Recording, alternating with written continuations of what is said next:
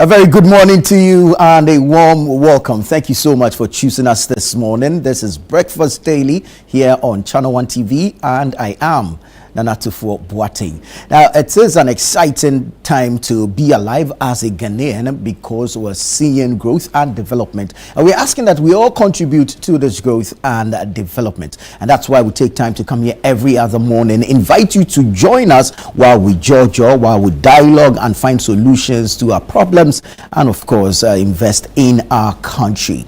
All right. So the show is interactive. We'd like for you to join us via WhatsApp. You can do that on the number on your screens, and you can also join us on our socials. We are streaming live on Facebook and on YouTube.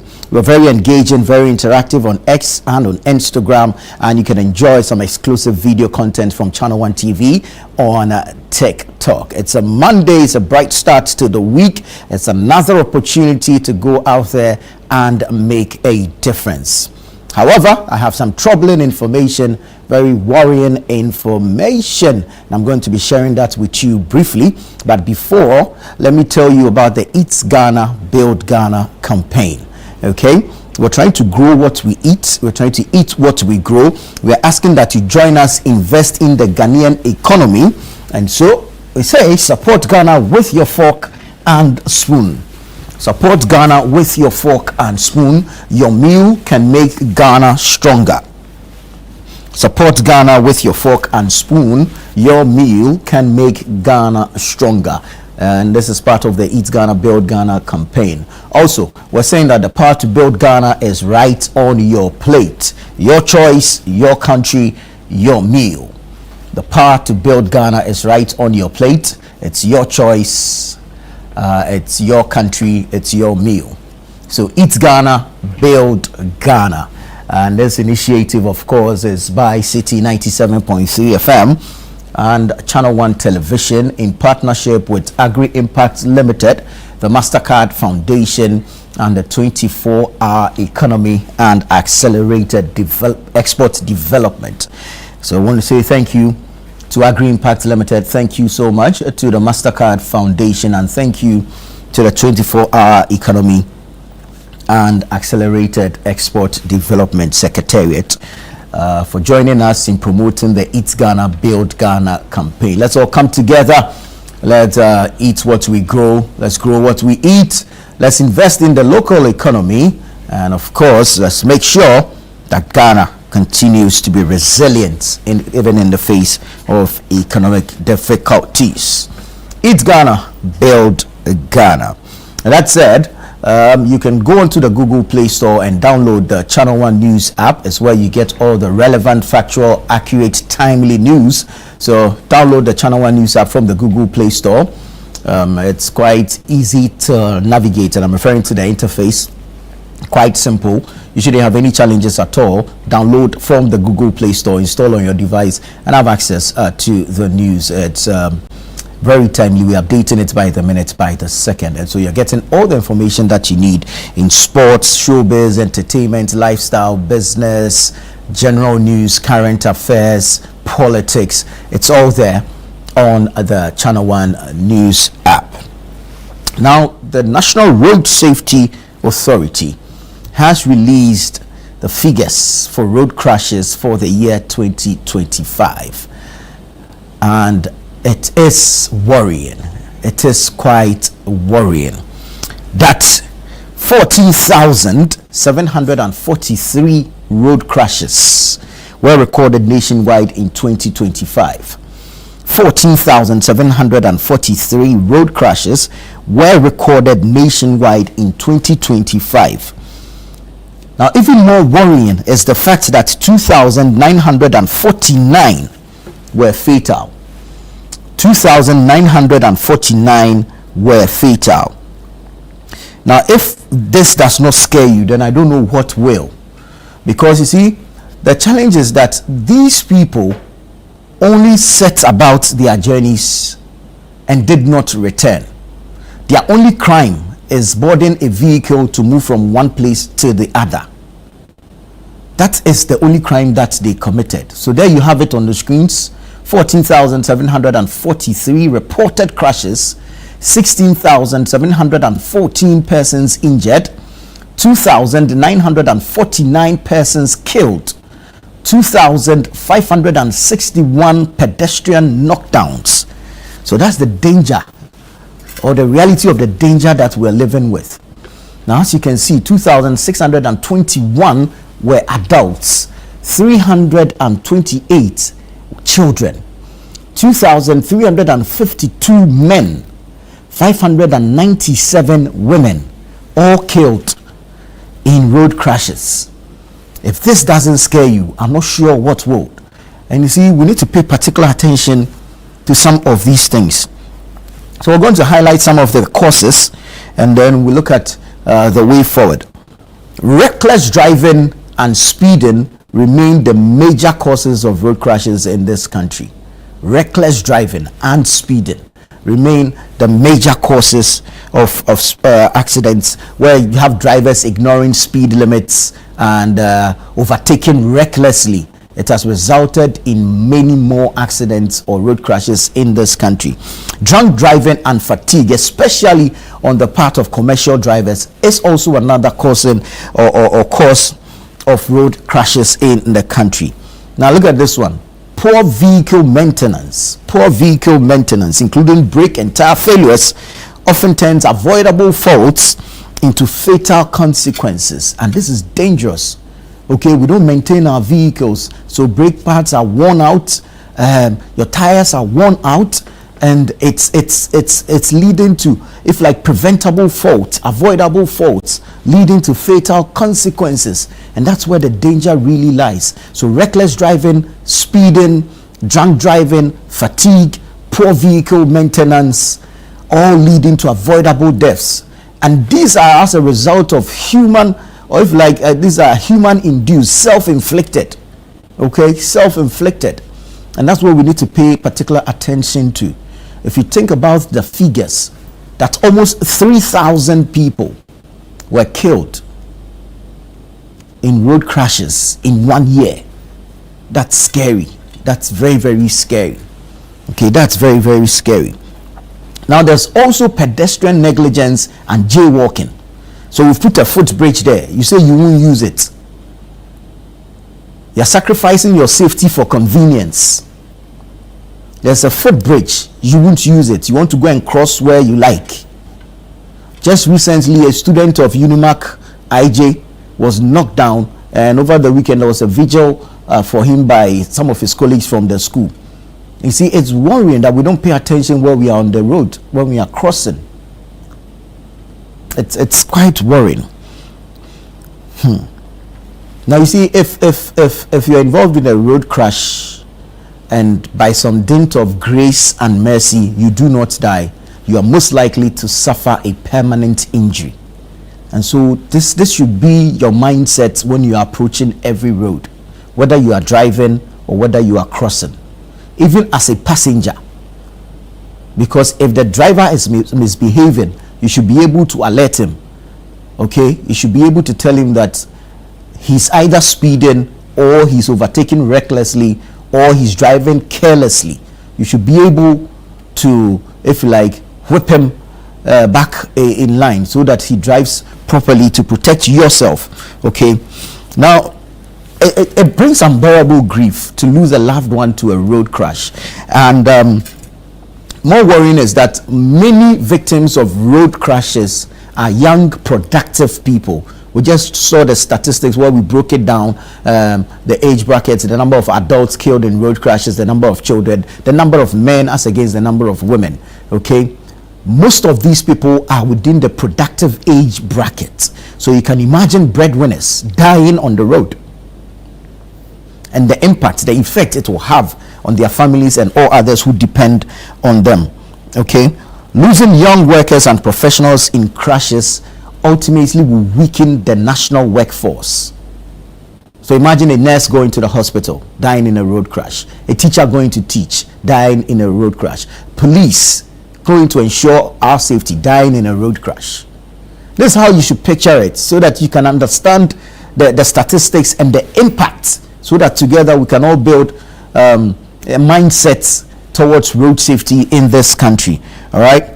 So to reduce the carnage on our roads, There's the need to strengthen law enforcement by increasing the presence of Motor Transport and Traffic Directorate (MTTD) officers on the road to ensure drivers obey the road traffic laws. Now, just note that there should be penalties for reckless driving, for drunk driving. We should be able to implement the law on this. We should be able to engage in periodic training, especially for commercial drivers. Okay, the DVLA said just last week that licenses and roadworthy will expire on the birthday of the holders. But what about periodic training? What about randomly picking up drivers to gauge their driving skills? We should be able to do that. Our road markings, including pedestrian crossings, need to be well marked, okay, so that we are sure where we are crossing, where it's safe to cross. Our traffic lights should be working. Our street lights should be working, so that the streets, the roads are well illuminated, so that we can see whatever its object or obstacle is ahead of us. And then those broken down vehicles, the trucks, there should be a way, a system to tow them off the road and then bail it to the owner of the truck, so that it doesn't sit on the road and cause an accident. It will come back to hurt all of us. All right. Then there's the need to intensify public education, awareness creation. Okay. Our MMDCEs should be able to clear our roads of these hawkers and those trotros that park by the side of the road to load. It's one of the major causes of road crashes in the country. All right, so we'll leave it here, but we'll roll out a series of stories in our subsequent bulletins so that you know the statistics, as stark as it is, and the reality of the lives that we are losing every year to road crashes. And then together, we work towards reducing to the barest minimum road crashes in this country. Peace, shalom. Let me take you quickly to the newspapers and bring you some of the headlines that are making the front pages of the various dailies. I'll start off with the Daily Graphic. Front page says, pay 1 billion cedis to retired soldiers. It's gratuity arrears under CI 129. President directs. Pay 1 billion cedis to retired soldiers. It's gratuity arrears under CI 129. President directs. We'll fight for welfare and dignity of Ghanaians abroad. That's the Foreign Affairs Minister speaking. DVLA introduces reforms. License and roadworthiness expire on holder's birthday. So that's the front page of the Daily Graphic. You get some Ghana Premier League stories on the back page as well. Let's go to the Ghanaian Times. Ghanaian Times says, at WhatsApp 2026, President cuts sword for 2,000 housing units for Ghana Armed Forces. Announces pay rise for soldiers. At WhatsApp 2026, President cuts sword for 2,000 housing units for GAF, that's the Ghana Armed Forces. Ghana Armed Forces, and announces pay rise for soldiers. AMA issues ultimatum to pavement traders. AMA issues ultimatum to pavement traders. DVLA to implement major reforms, leveraging technology. That's according to the CEO, Mr. Nikwe Kote. And then you have First Sky Group marks 23rd annual Thanksgiving service. First Sky Group marks 23rd annual Thanksgiving service. A few sports stories on the back page of the Ghanaian Times as well. Let's quickly go to the Chronicle. The Chronicle. GHS car, that's the Ghana Health Service car, caught hauling Bonsam Tawa and yielding a Volta Police arrest driver in a special intelligence-led operation. GHS car caught hauling Bonsam Tawa and yielding Volta Police arrest driver in a special intelligence-led operation. So he has a picture of the suspect and the vehicle together with some exhibits. NPP primary, Baumia's victory in sight, poll suggests. Ken Ejapong squeezed his mouth and did not want to sign the peace pact. That's according to Brian Echampong. A scripture for today, Habakkuk 2 verse 16. You are filled with shame and not glory. You will also drink and be exposed. The cup of the Lord's right hand will come around to you, and disgrace will cover your glory. You are filled with shame and not glory. You will also drink and be exposed. The cup of the Lord's right hand will come around to you, and disgrace will cover your glory. Habakkuk 2:16. May the Lord add his blessings to the reading of his word. So that's the Chronicle newspaper. Let me take you to Daily Guide. Daily Guide. Polls tip Bawumia to win NPP race. Polls tip Bawumia to win NPP race. Court admits SkyTrain documents. Court admits SkyTrain documents.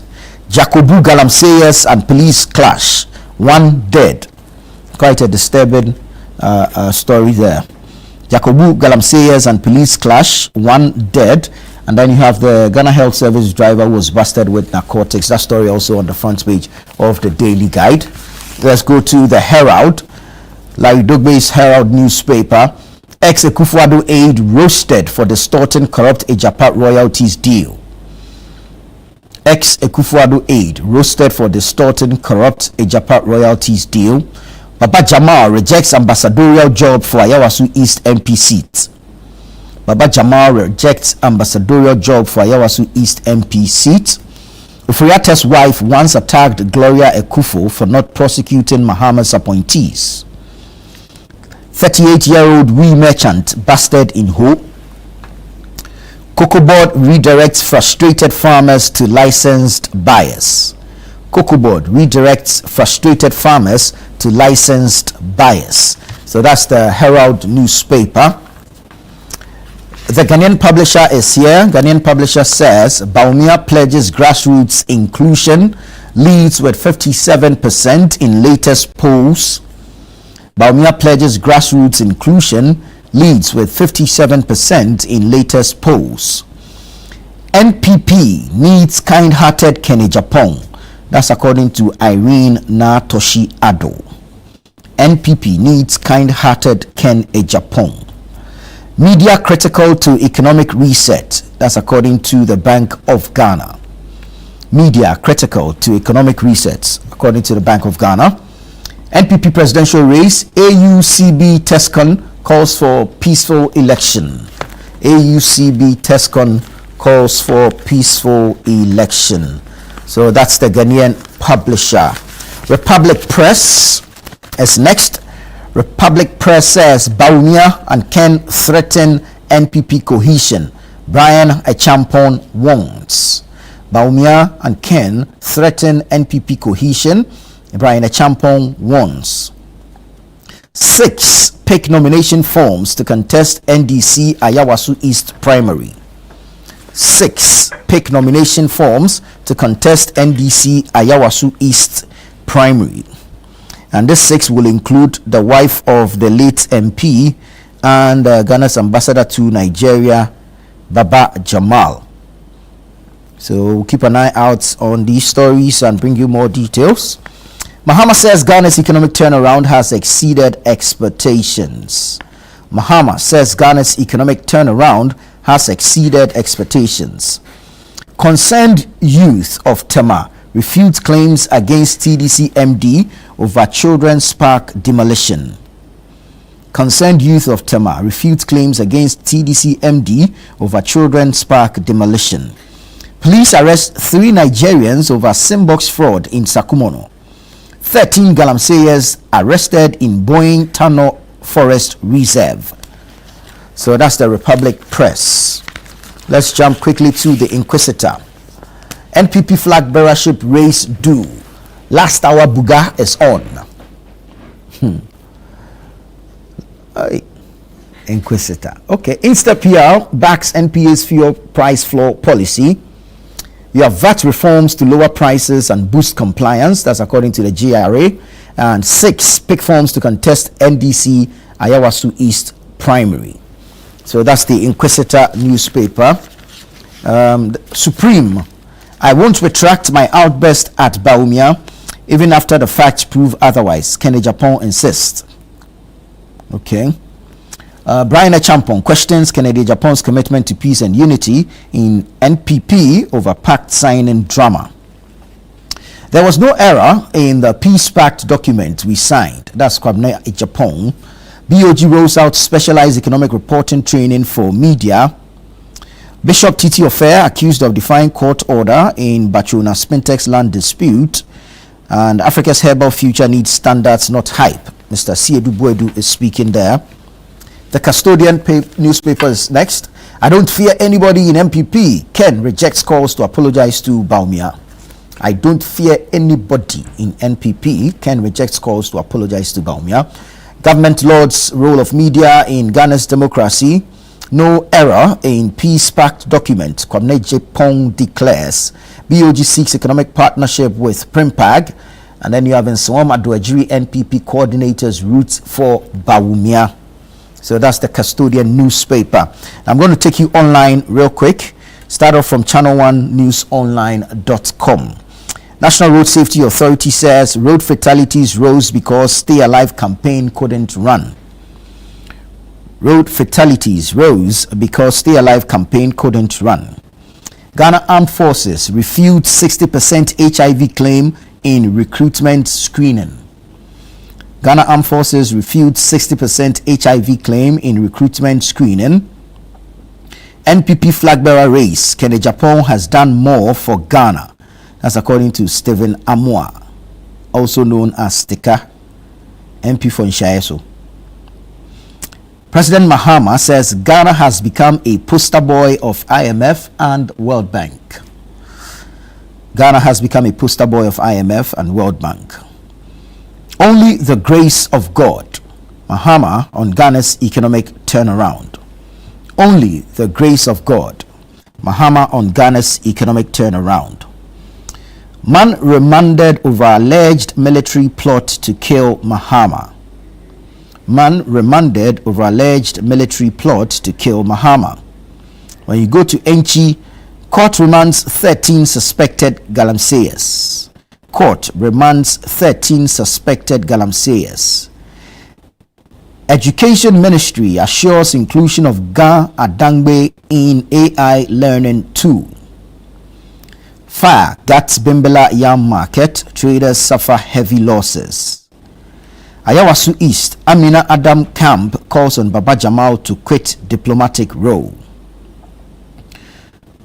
Kwabena Agyapong resourceful, not cash strapped. That's according to his aide. NPP race. Brian Achampong campaign rejects recent polls as psychological tactic. Again, NPP flag bearer race. NPP must choose a leader with Ghana at heart. That's according to Duncan Amwa. All right, let's now go to citynewsroom.com. citynewsroom.com. Reckless driving, speeding behind surge in 2025 road crashes. Reckless driving and speeding behind surge in 2025 road crashes. That's according to the National Road Safety Authority. Massive fire got hundreds of shops at Sofuline Magazine. Massive fire got shops and workshops at Sofuline Magazine. Ghana urged to accelerate clean transport transition.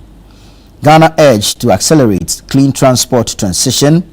The Electoral Commission says we are ready for NPP presidential primary on January 31.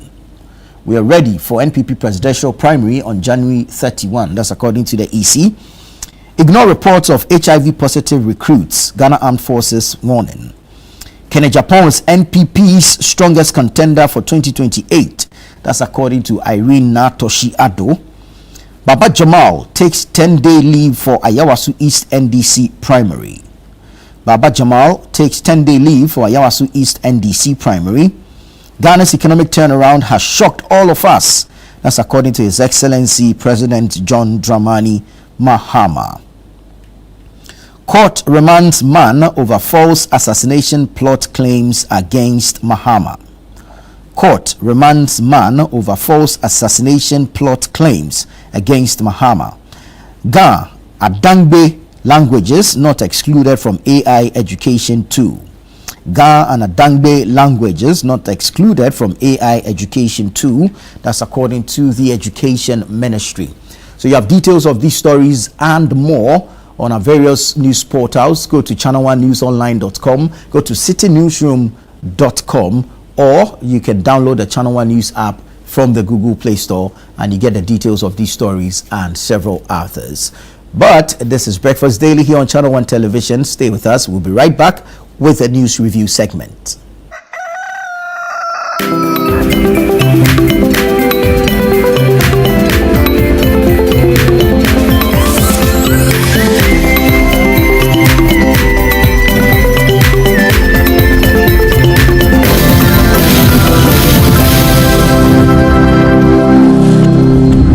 In a world that praises constant movement, taking a pause feels like failure. Here on Lifeline, we ask, is rest really laziness? Stay with Bishop Fred Kranchi-Mensah to discover why rest is necessary for clarity, strength, and purpose, even as we begin the new year. Hello, my dear friend, and welcome to Lifeline. I am Fred Kranchi-Mensah. This is the place where we help you to live this life well so that you can enhance your faith, your family, and your future. Come unto me, all you that are heavy laden and have weight, and I will give you rest. In the 20th century and after, we only equate productivity and worth to how hard you can work, how fast you can work. We don't even look at smart work. If you are not busy, you are not productive. Remember the Sabbath and keep it holy. The concept of the Sabbath is a concept of rest. Lifeline airs every Tuesday and Thursday at 10 p.m. only on Channel One TV.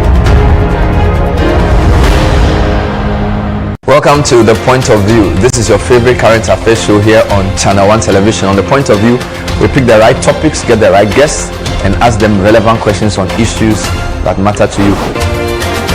With the complexities of the issues happening around us on a daily basis, it's the hard-hitting conversations and the probing questions of The Point of View. So what is the Public Account Committee's job?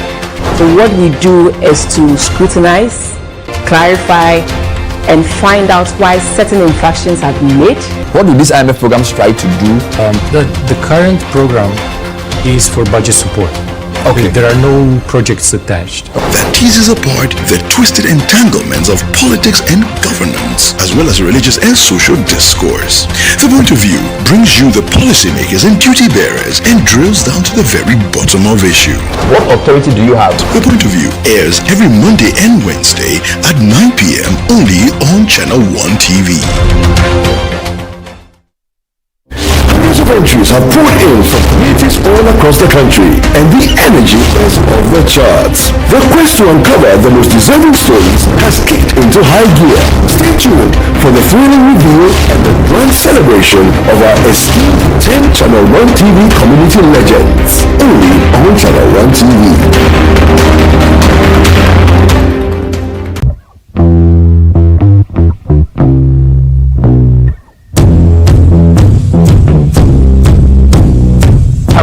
My people, welcome to Dubai. My name is Sheikh Alkal bin Maktoum. Okay, so I am Caleb, right? Caleb Kuda is my name, and this is Beyond Borders on Channel One Television. We are in Dubai.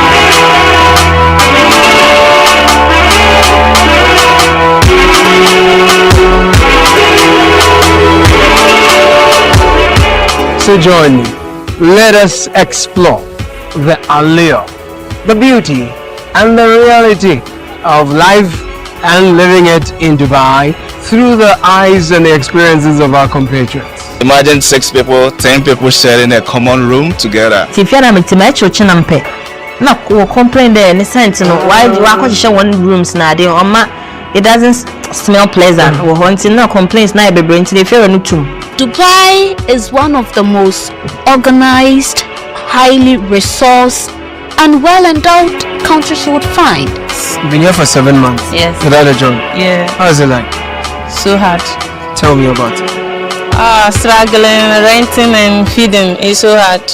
Every frame per second of their lives in Dubai tells a story, and we've got it all captured right here on Beyond Borders, only on Channel One Television. So don't get told, don't miss out. Catch these compelling stories of Ghanaians in Dubai only on Beyond Borders on Channel One TV. Beyond Borders airs every Wednesday at 6:30 p.m. only on Channel One TV and is brought to you by Copen Hospitality.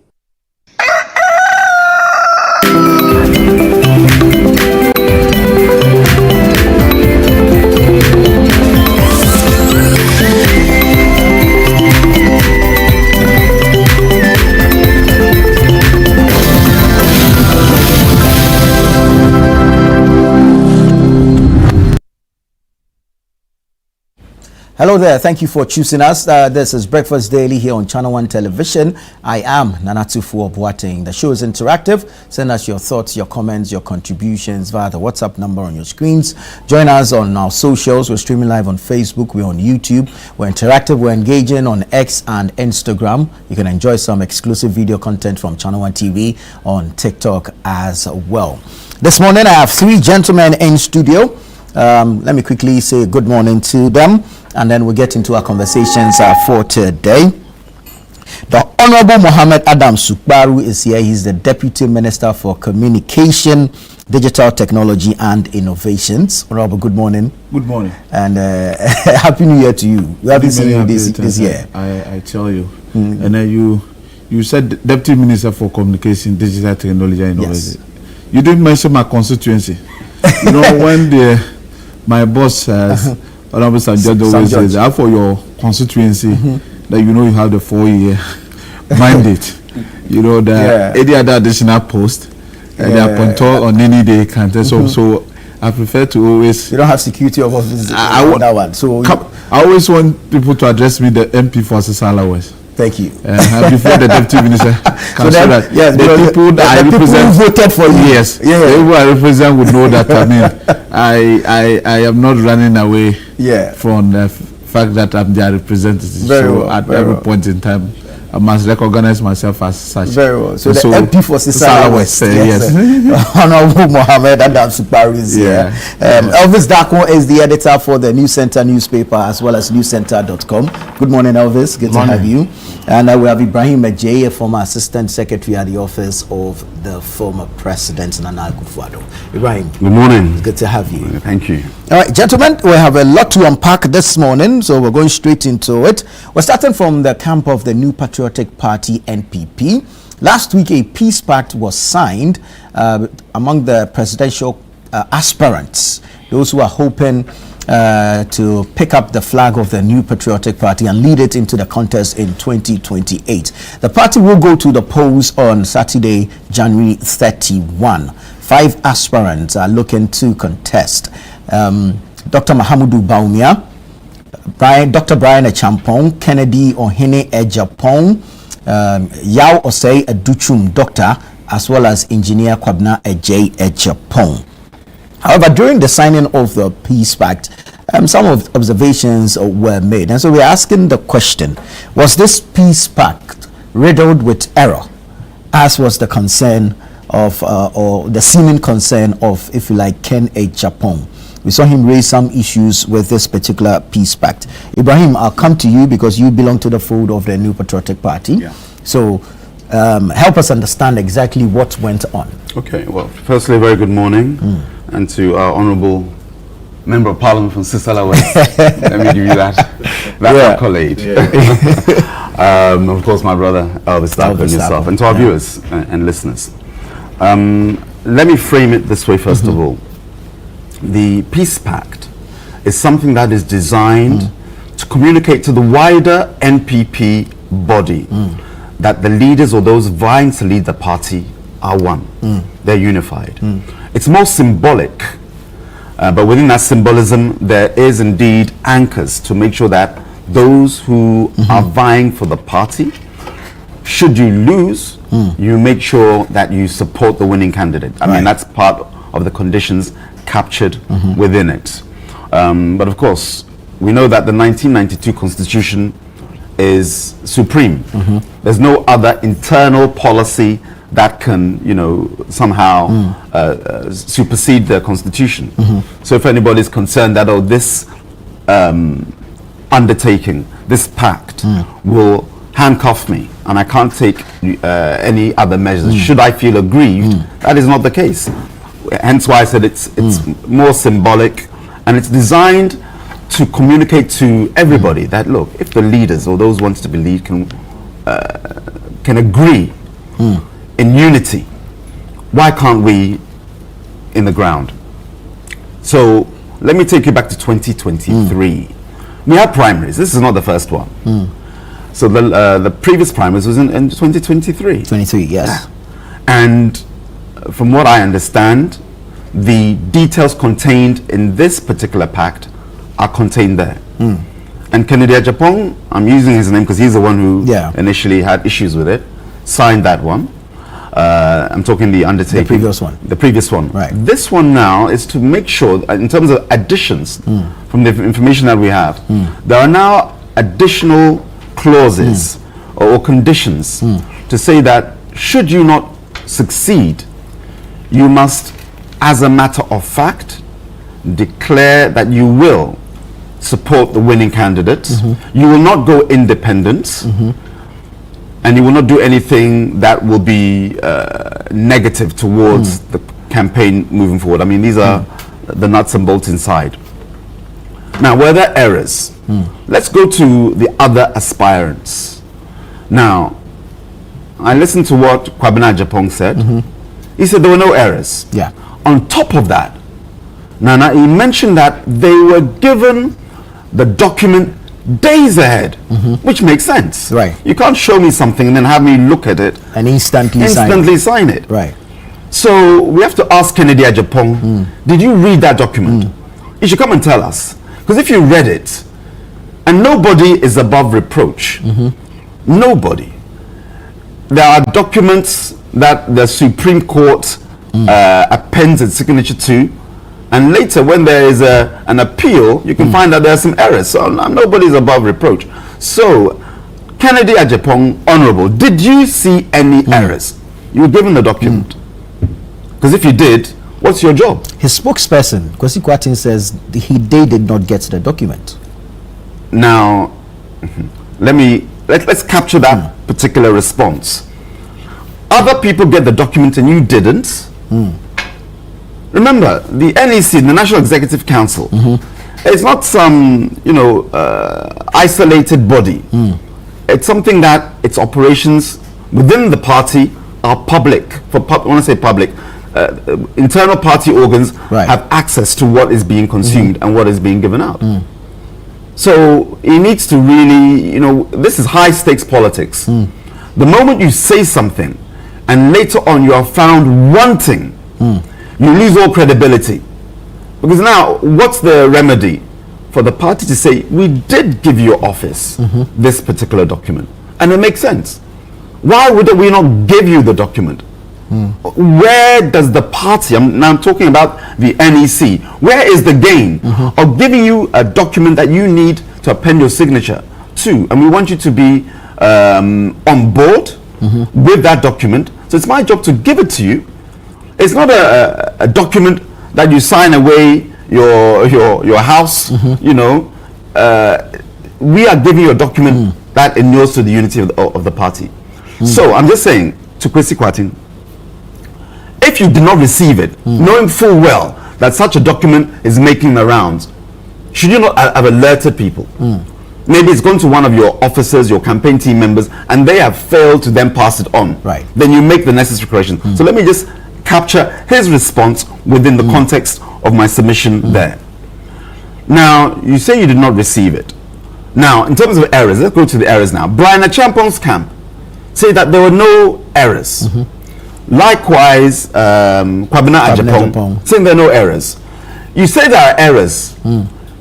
Is it not to our own benefit, not only the NPP, but the wider political theatre that we are all in, to show us where those errors are? Does it not, what it does, it bolsters your position.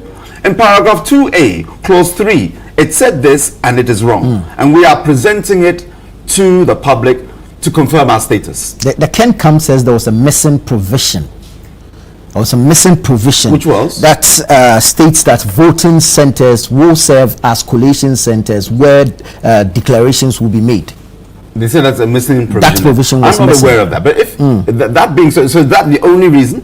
Why do I say so? When we all looked at the, I'm challenging that point, and I'll explain to you why I'm challenging. I personally have not seen the document, so I can't say, you know, with all, let's say, authority that was not there or this should have been there. We all consume it generally through the lens of the media. True. Now, you're saying that was not there. That particular provision. If that provision was not there, again, it takes me back to what I said earlier. Why did he not alert? Now, given that, when we saw Kennedy Agyapong, we all watched live. As soon as he saw the document, he squeezed his face. Did you not see? He squeezed his face. No problem. You can. Politics is bad emotion, so I have no problem there. But are you telling me that provision, on glancing the document at the moment it was handed to you, then you knew that provision was not there? It's not a one-page document. You know, we need to do that, joining the dots, the analysis of why you showed emotional, maybe the word I want to use is, if not apprehension, disgust, or you weren't happy instantly. Upon seeing the document, you saw that omission. It's like me taking this newspaper here. Within seconds, I say this is wrong. What did I do in those 2 seconds to squeeze my face? So if that provision is not there, it was instant. It was instant, and so we have to then query the integrity of that response. That provision was not there. In any case, as I mentioned to you, it's about symbolism.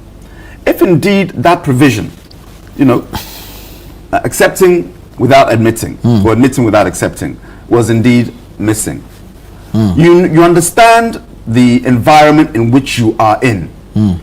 You want to vie for the leadership of the party, and the party, you know, that, as I mentioned some time ago, a kingdom divided, Nana, can never stand. But a party united for a purpose can never be stopped from winning. And if you have that as part of your political DNA, and you see an omission like that, you can alert people, because we made sure that this time round, as opposed to 2023, it was in the public domain. Right.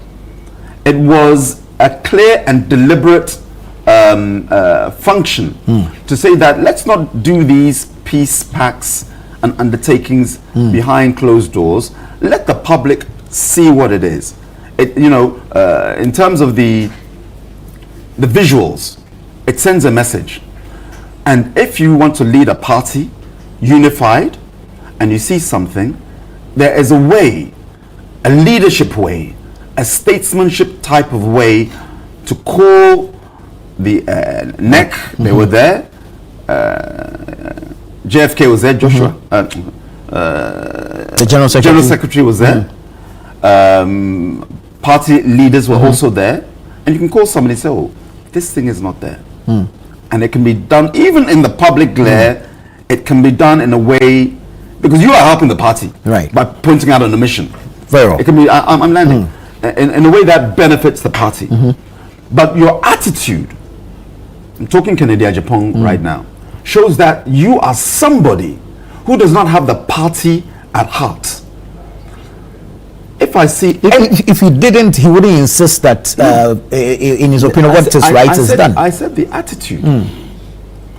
If my job as a co-panelist here is to add value to this panel, and I see that maybe there's a button missing, or there's something that I need to alert you to, is it not? I should do it discreetly. Cameras are on, but I can do it discreetly so that I don't embarrass you or the channel, because I want this channel to succeed.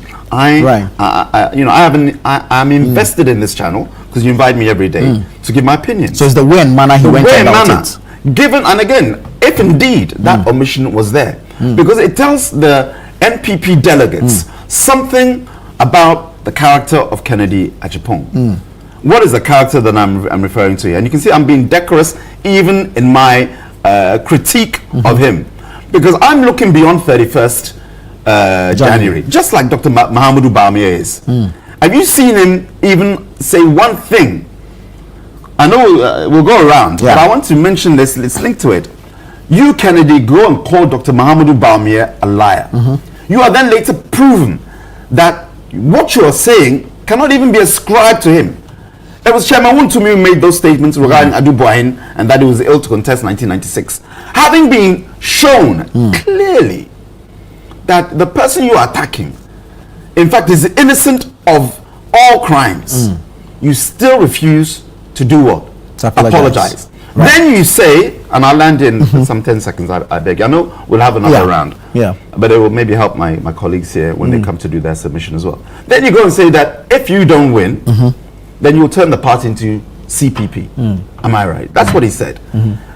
Party delegates and the party base at large, I don't believe will ever, I'm saying it 3 times, forgive such attitude, because you would rather that the house burn down if you're not given a room. And we are all building this house. So because you don't get the room you want to burn the house down.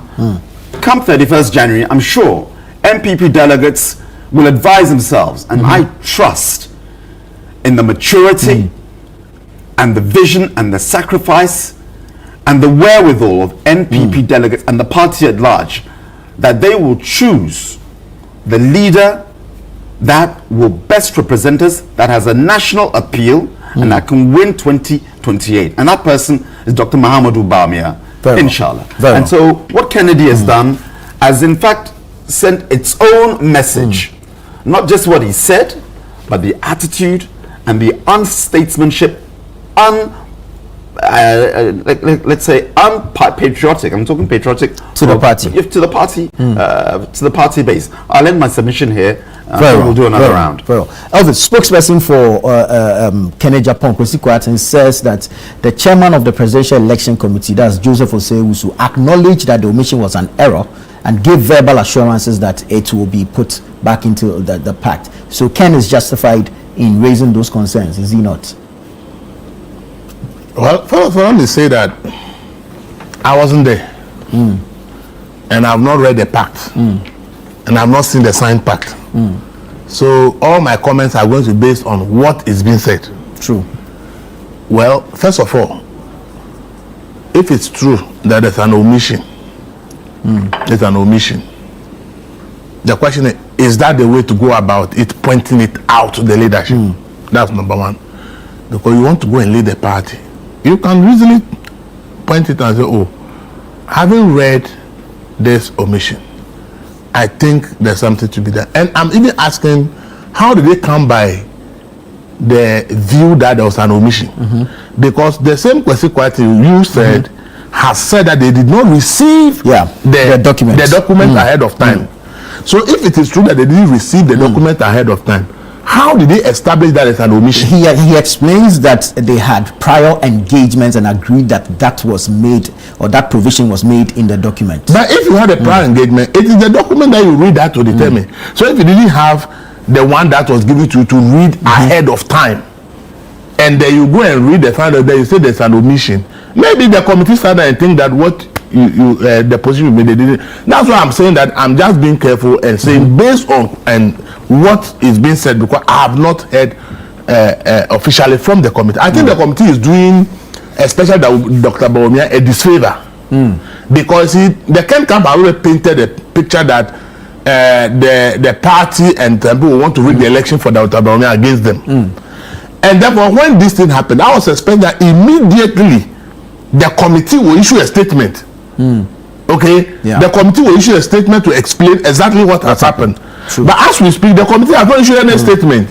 It is aspirants and all their spokespersons who are now coming up with what they think has happened or what has not happened. The question I want to ask, what is stopping the committee from issuing a statement and explaining what really happened? Because Kwesi Kwarteng is claiming something is missing. Kobra Agyapong said there's nothing missing. Brian Shakwa is saying something else. The objective of signing that peace pact to send a message of unity to the public and their supporters has been totally defeated. Right. It has been defeated with the confusion that has arisen after the whole event. And the committee should have immediately seeing that the thing was being done in the full glare of the media and was being captured live. When something happened, the committee chairman or the committee immediately should have issued a statement to say, look, if you see Ken complaining, this is what he complained about. And this is what has happened. This is what we have said. Now, Kwesi Kwarteng is attributing something to the chairman of the committee. Nobody has said from the chairman of the committee whether he indeed said that or not. And this is creating more confusion. And what it will do is that for those who believe that the election is to be rigged for Bawumia, would now say, but the man has said that this is what they want to do, and this is being done real in the full glare of the public. And I think that if the committee is hearing me, they should do something immediately about this, because it has the potential to affect the votes of people. Because if people do not hear from the committee, they are only hearing the what Kwesi Kwarteng the allegations being made. And Dr. Bawumia's camp has no right to respond, because they are not the committee. Indeed. And then you leave it like that. And people will say, okay, if the Ken can't believe that the thing is to be rigged for Bawumia, then it is being implemented and they are being caught attempting to do something like that. And that doesn't augur well for the NPP as a party. So I believe that if anybody in the NPP is listening to me this morning, they should tell the committee that it is in the interest of the party. It's in the interest of the party and the committee to immediately issue a statement, because the vote is just this Saturday. Yes. So if this confusion lingers, it has the potential to change people's minds. A committee should come out and say, no, this is what has happened. Whatever people are saying in all this and still be attributed to the chairman and everything, that's not how this is what has happened. Or what is being attributed to the chairman and what they say is what has happened. Indeed. What steps have been taken to rectify it? Make it public. But if you leave this thing hanging around, you are giving the Ken camp advantage over the others. Because then it will be like, oh, if not for Ken, then the whole thing is about to, it's against Ken. And they have already complained about that in the from the beginning, that the thing is likely to be rigged for somebody. I think it has the potential to divide the NPP itself more. And that's why I think that up to now, that the campaign team, the election committee has failed to issue any statement to explain this issue is dangerous for the NPP. It's not good for the NPP. Don't give room for people to have all this misunderstanding and misinformation in the public, and you don't clarify it. It's not good. We don't want to hear what has happened from Ken camp or want to hear from what Brian has said on. That is irrelevant. Good. It's the committee that is organizing the election that must come out to say, no, this that people are saying, these are the facts. Then it clears everybody's mind that this is it. Well, if indeed there were errors, all steps have been taken. Because I read somewhere they even said that Ken said Brian has signed in his column where he is supposed to sign. That was the problem. So there are all kinds of reasons being given. Even before that, somebody had claimed that someone was in Ken's camp. Before even the thing was, the moment Ken had a problem in his book, he had gone to write on social media that there was a provision that when there is any problem with any political, they will annul all the listing. And that provision was not. So there are various reasons being given as to what Ken has done. So you don't know which one to believe. Is it that Brian signed in place of Ken? Is it what Kwesi Kwarteng is saying? Is it what Dr. Azomia, I think Azomia is saying? Which one is the actual problem that happened that day? Nobody knows. And you are leaving this confusion in the mind of the public. How do you expect people to trust the process if you are not willing to clarify? And I think that it is important for them to clarify, because if they don't, they are creating more divisions in the party, irrespective of the outcome of the vote. Do you think that if Ken should lose, do you think that his supporters will be willing to work for the party if you leave this thing hanging and at the end of the Saturday Ken didn't win? Do you expect Ken supporters to be happy with the party? Do you expect them to accept any peace deal? Do you expect them to come and join the party doing it? When something has happened, you won't come to explain. How do you expect his supporters to feel? And I think that everybody in the NPP should be interested, should be calling the campaign, the election committee, and telling them that come out and explain what has happened. It is very important. If they feel that they want to have a united party after 31st, things like this should not be left hanging. The NPP should understand that the dynamics of politics in Ghana is changing, And what you do to the public gallery has the potential to change people's mind. And they should be very mindful of how they do things to the elections. And even the delegates should also be mindful of their votes. I have said, and I'll say, that they should look at Alan and Akufo-Addo first vote when there was supposed to be a run off and then Alan stepped down. Yeah. Alan and Co felt that they have so much power in the party, and within that time they believe that they have a big say in the party because the election was supposed to go for the runoff. In the second election that they gave Akufo-Addo a resounding victory, it actually make everybody believe that this is what the party wants, this is the mood of the party. I believe that if NPP will have any chance of winning 2028, any chance at all of winning 2028, whoever will win Saturday must be given a resounding victory. Without a resounding victory on Saturday, it is close to maybe 50 or even 60-40. Right. If the winner even gets 60 and the rest mobilize 40, and the rest who mobilize 40 feel that now they have a say in the party and they want to control. And look at the kind of things that happened when Alan and Nana had a close contest, and then their chances of having any win in 2028 is gone, because it means that you are giving the party that division. That this candidate is almost winning. And if his supporters feel like we almost won, and then this development that they refuse to address, they go out and say all these things affected their chances. And they decided to be a power block within the NPP. And they decide that they are not going to, in their own mind, they will not tell you openly, but in their actions, they will make sure that the winner doesn't win 2028. Your chance of winning is gone. So I think that the delegates themselves, if they want a united party, if they give the winner a resounding victory, then the people who will lose will not have a voice. They will know that the party has decided that this is the way they want to go. So even though they contested the candidate, because they have very small numbers, whether they support the candidate or not, the party is in a certain mood. But if the delegates send a message that we are divided, and therefore the winner has 60 and all the others have 40 put together, and if all the others decided that we are not going to give it our best, the party is in a mess.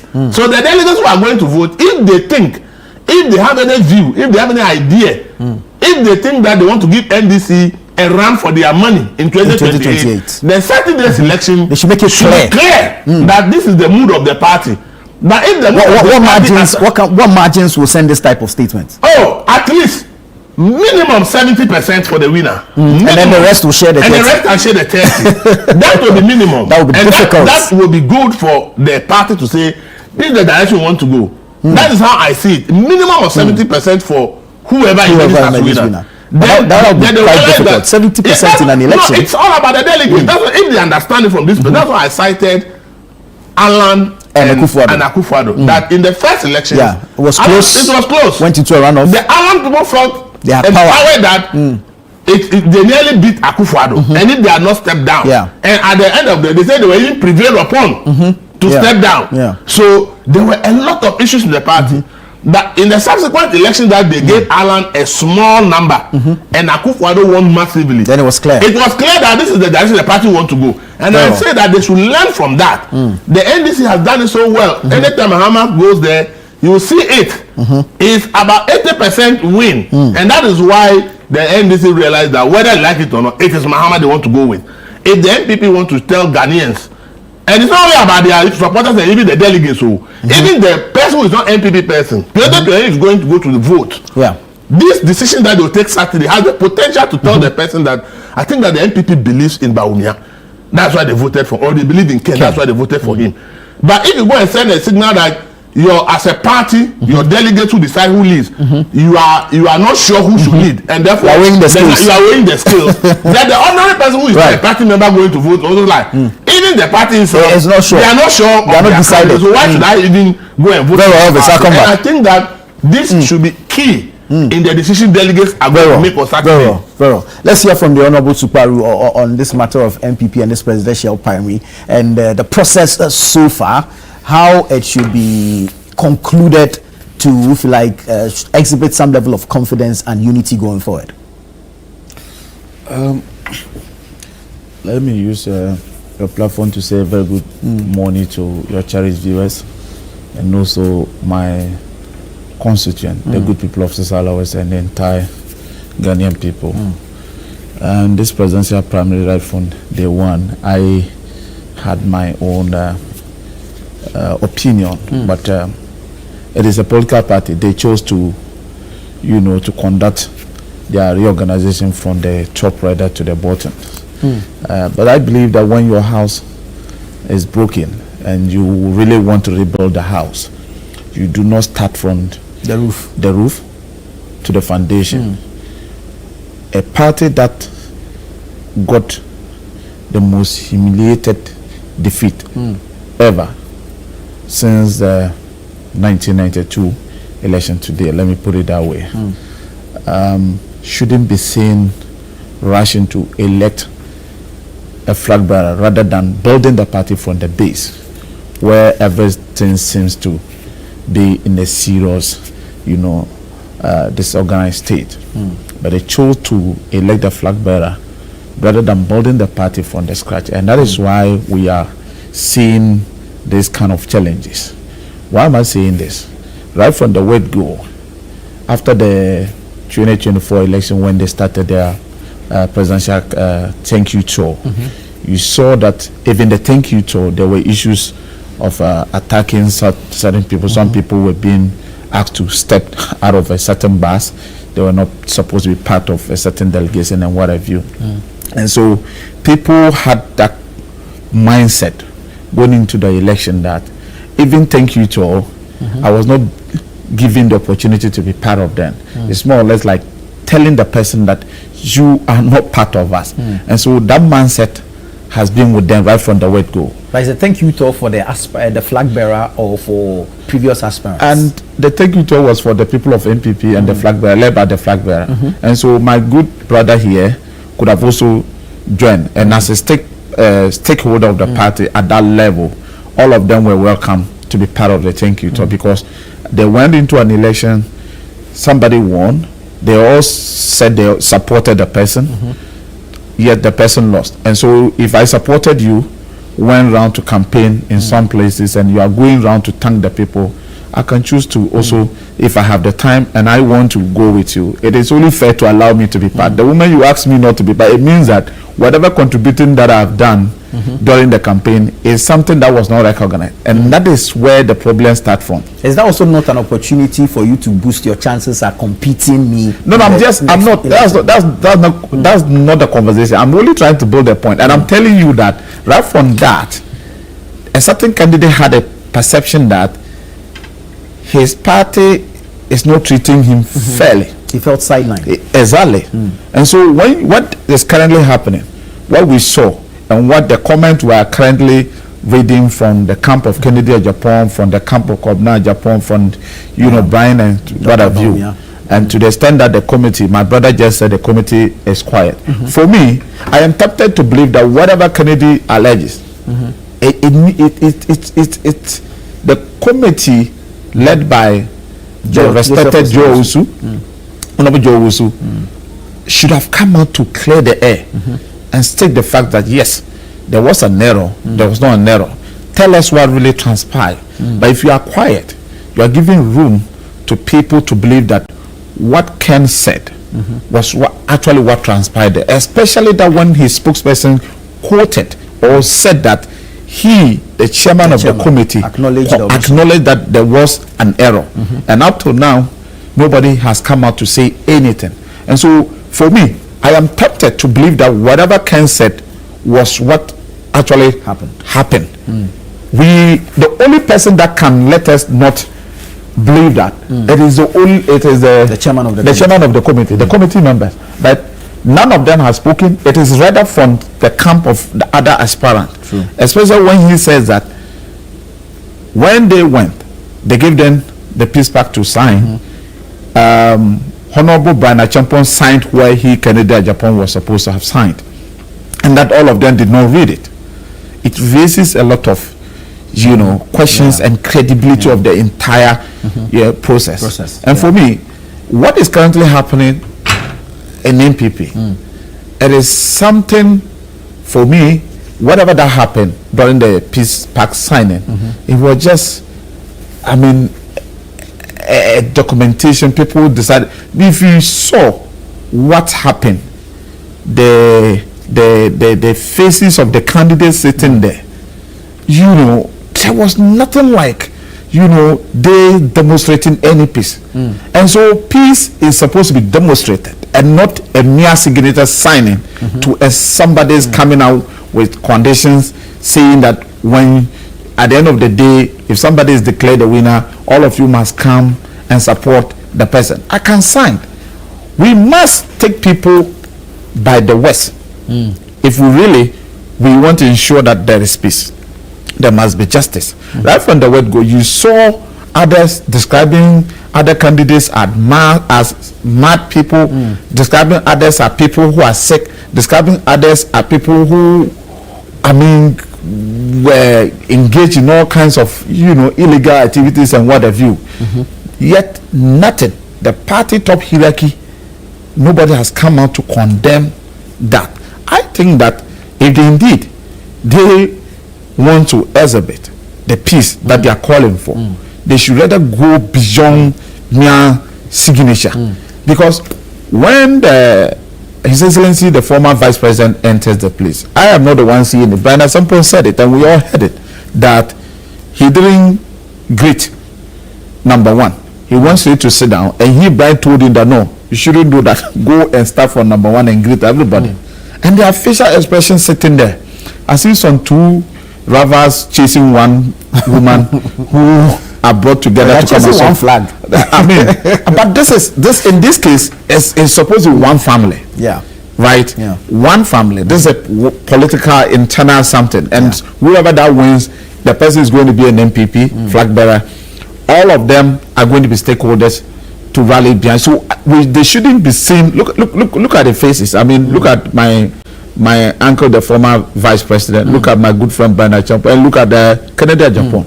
I see, you know, I mean, but I don't think we can deduce much from the facial expressions. No, peace is you see, when you are talking about peace, that's what I said. It is not only done for people. I can come and sign, but look, the people who see themselves like, you know, how do I? There's some level of acrimony. I am telling you, and look at the tension. So if these are the leaders who themselves could not demonstrate any kind of peace among themselves, let your followers see you people shaking hands, smiling, discussing issues and all what have you. Those out there killing themselves because of you people, they will say to themselves that even I am attacking Kennedy Japan because of the former vice president. I am attacking vice president because of Honorable Kennedy Japan. But when both of them met at Alice Hotel, they were seen eating together, chatting, and having a conversation. Yeah. And so when you go out there to speak, you will be mindful that if I attack somebody because of Honorable Kennedy Japan, the former vice president and Ken are no enemies. They are good friends. When they meet, they discuss issues and all of that. And they should have demonstrated that. But that is not seen there. What we saw there were like, people who were just down with fight. And then, when we're in Sunday school, some two students, after they're down with, they're fighting, and then they invited the two of them to staff common room to come and meet disciplinary committee. And one is found, the other one is also found, waiting to tell his side of the story. That is what we saw. I mean, so what I'm saying, peace is supposed to be demonstrated.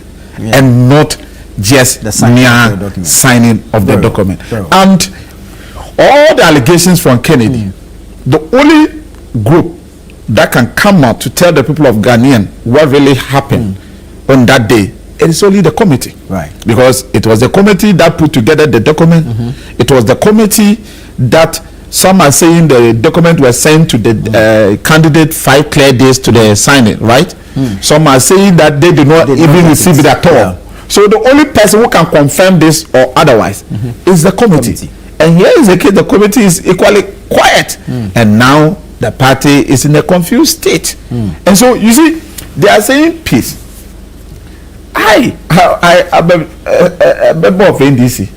We wish them well, because as government we want a responsible, opposition to be able to put us in our right way of leading this country. But this kind of opposition now we have is more weaker, and I'm afraid that NPP has to do a lot of homework. They really have a lot to do as far as unity is concerned. Because after 31st or 29th? 31st. You are not waiting for somebody to tell you. And I know my good friend Ibrahim himself here. This Saturday. This Saturday. And it is clear that after Saturday, we will be having a different. I will be having a different NPP rather than what we are seeing. Right. We may have people. I don't want to speculate, but I doubt how this opposition party will be able to come together after the 31st December, because right from the word go, they got it wrong.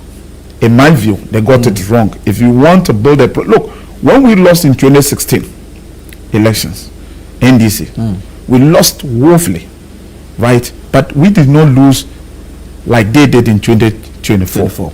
The party said we must build the party. We started from the branches, right? We built the party from the grassroots, the branches, to the constituency level, regional, and then national. Then talk about who should lead. Because the party is the vehicle that is supposed to move, right? Whoever that becomes a flag bearer to the victory. And so if you do not have a strong vehicle, how are you going to have a driver for that driver to lead, to use a vehicle to win you power? And so they rather concentrated on getting a driver rather than ensuring that the vehicle is well fixed. And that is where they got it wrong. And so for us, we are waiting for them. I wish them well. I know that 2028, once again, with all the things that His Excellency the President is doing, the reset agenda, you've seen a lot of changes happening at every sector. I believe whoever that becomes the flag bearer of our party, National Democratic Congress, 2028 will be one of the most easiest elections for NDC. Right, very honorable, thank you. A few quick messages. Kenneth Japon's refusal to sign the Peace Pact is a tacit admission of defeat, evident in his demeanor. NPP delegates are astute and will overwhelmingly vote for Dr. Bawumia this Saturday, a decision that will surely pay off. That's Aminu from Nsawam. This one says, good morning, Nana and and Director Ibrahim Ejay.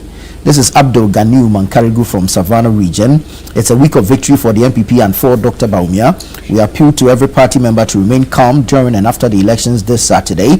The New Patriotic Party is coming together to win the 2028 elections and bring relief to Ghanaians. Farmers are suffering, business people are struggling, and students are facing hardship. Dr. Bawumia is coming, and he is coming to rescue Ghana. Rifat Hussein Gunu from Savelugu says, good morning, Nana. My regards to Ibrahim Ejay.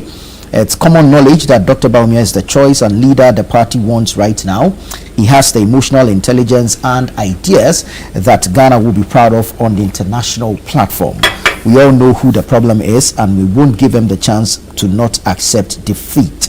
Let's win with Dr. Bawumia. All right, Ibrahim, I'll give you 2 minutes to wrap up this conversation, and then I'll go to Elvis on our second subject. Sure. I want to thank my brother, Honorable Muhammad Adams Suparu, for his comments. They were measured, and I think they were objective. Because we've had the same thing. When NDC were going through the turmoil, and if you're going through quite a lot, and I liked how he was, he admitted, when I said admitted, he recollected the fact that in 2016, when we won 167 seats in Parliament, compared to the NDC's, as you use your words, woeful showing, the narrative was always the same, in the sense that, you often wish the party well, the opposition and what have you, and we get comfortable in thinking that let's say the macro figures, economy-wise, mean that we're on the right track. I'll come back to what we're talking about. but it's important to share this with our viewers, and the viewers know this directly. With all the macro figures, and we give credit to NDC. The cedi is now, what is it, 10, 11 to the dollar? Yeah. And we know the architecture behind that. And I'm hoping that Honorable Mohammed Adan Suparu, and I like what he said, will acknowledge that in terms of making sure that our gold purchase program, a platform, a game changer that the Ghana is benefiting from, and politically NDC are benefiting from now, started by whom? Dr. Mahamudu Bawumia. That's a fact. The exchange rate at one point was 18.19. When Dr. Mahamudu Bawumia started this program, from 18.19 went down to 14. That's a fact. Yeah. And they've continued it. Having said that, though we're talking about this, Ghanaians out there know the price of all the other consumables that they are struggling to pay. Fuel is now 9 cedis, 10 cedis. Yeah. And we thank God for that. I said last week that let's always support the government, though that the party which runs that government may not be your party, but we're on the same boat. So why not support and give credit where it's due? But when you, petrol is now 9 cedis, 10 cedis, if you go to Star Oil. But electricity was increased by 15.82% this very month. Water, 9.52%. You are that way around. Is it that way around? Thank you. Water is 15.7. Thank you. Yes. Thank you for the correction. I'm from Tashi Lejokuku, where we have the desalination plants, by water. Yeah. This government said that it costs too much, so now it's being shelved. Yeah. Water in Maming, I live in the Gon. The Gon is the outer part of Teshin. Is now 5 cedis a gallon. The Kufo gallon. The Kufo gallon. I want to be brief because I don't want to get into the time. Exactly, yeah. So when I listen to my brother, Honorable Suparu, you know, you have to smile because it's cyclical. At some point we'll say the same thing. What goes around comes around. What goes around comes around. But unfortunately, what goes around is staying, and it's hurting Ghanaians because salaries have not increased. Meanwhile, the hardship has continued, and you wonder why. How is it that government, with all the gold that you now have, started by Dr. Mahamudu Bawumia, and I'm giving credit to NDC in that area. You are rather extending the IMF facility, the ESF, up until August of this year. Now, does it make sense? I've accrued maybe $12 billion, if we're to believe the figures. 13. Is it 13? Of gold, the gold reserves. We're in excess of $15 billion. I have that money now. I've accrued it. Why do you extend a facility with $335 million? Why not pay that and stop the extension with all the conditions that it comes with? But anyway, I just wanted to highlight that it's necessary that I report. So let's go back to the MPP primaries. On the MPP primaries, when the peace pact was being signed, it was within the same days in which Kennedy Ajapong was insulting Dr. Mahamudu Bawumia without any reason at all. As I mentioned, it was Chairman Wontumi who made those remarks that then Kennedy attributed to Dr. Bawumia. And it was not a throwaway remark. It was targeted, buying into the NDC narrative. So then, and then other members of the party in that same week came out to say that they said it. Kennedy Ajapong paid them 300,000 Ghana cedis to do campaign against Dr. Mahamudu Bawumia in the 2024 elections. Now, with all this in the theater of politics, he paid money for party members to campaign against the party flag there, right? And up to date, Kennedy Ajapong has not come out to say what is going online is fake, is wrong, is they're maligning my name. But these are MPP people who say that Kennedy Ajapong, and we've seen from the quarters of the NDC how Kennedy's utterances really helped them. They've admitted, not I said admitted it, they've acknowledged it. You know, smiling from ear to ear when NDC people say this. So in that same week of these revelations coming out, Kennedy's unwarranted assault and insults and attacks on Dr. Mahamudu Bawumia, and he has been a statesman to the core. He hasn't said one pin against these lies. And we are human. And you saw on the visuals, you saw Kwabena Agyapong, Honorable Aduchum, Brian and Doctor exchanging pleasantries. You saw it.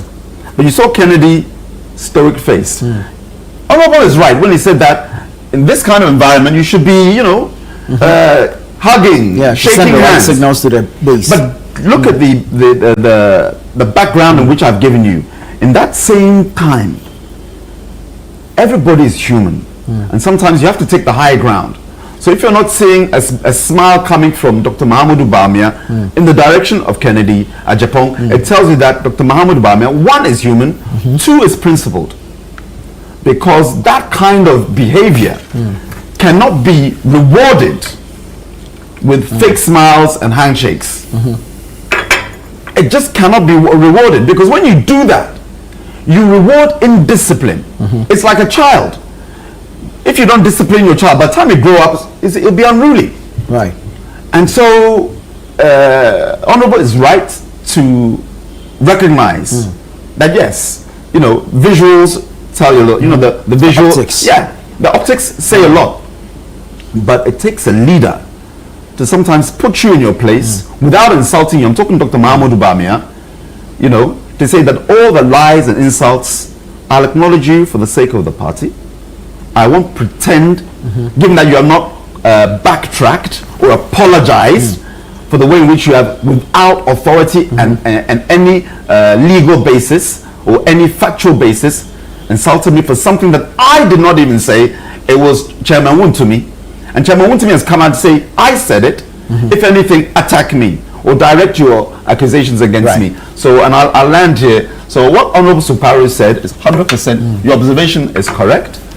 But then when you take the other aspirants, that unity, that camaraderie, we just saw it.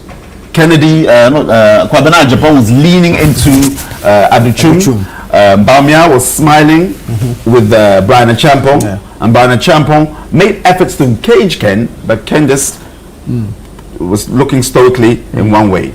So the party is sacrosanct, is supreme.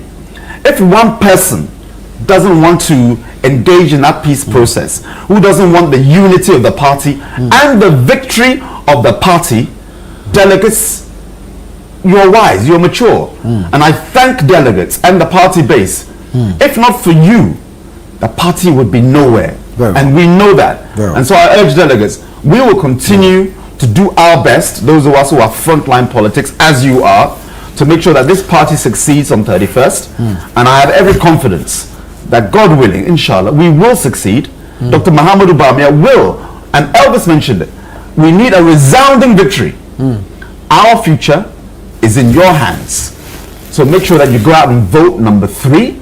Make sure that you vote emphatically.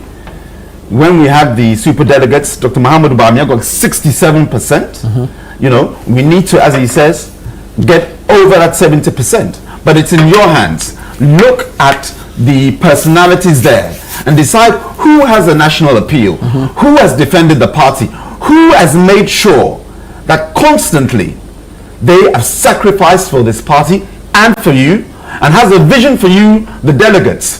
When somebody says, I'm going to give you one constituency, 10 appointments, it's saying that those of you who built this party, who sacrificed, organized, knowing full well, knowing full well, no, because the vision needs to be communicated. Knowing full well, I'm coming. Knowing full well, the platform to come. The spokesperson will be here. Knowing full well, wrap it up for me, please. What leader? And I'm not saying this in a disparaging way against any leader, whether NDC or NPP. But Dr. Mahamudu Bawumia said that you are the people who have built this party. Not now, since 1992. Well, I know that you have the wherewithal to create a robust party that is nationally centered.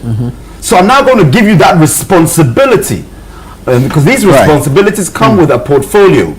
And I want you, since you can build a party at the ground level, build it at the Jubilee House level, build it at the regional level through appointments.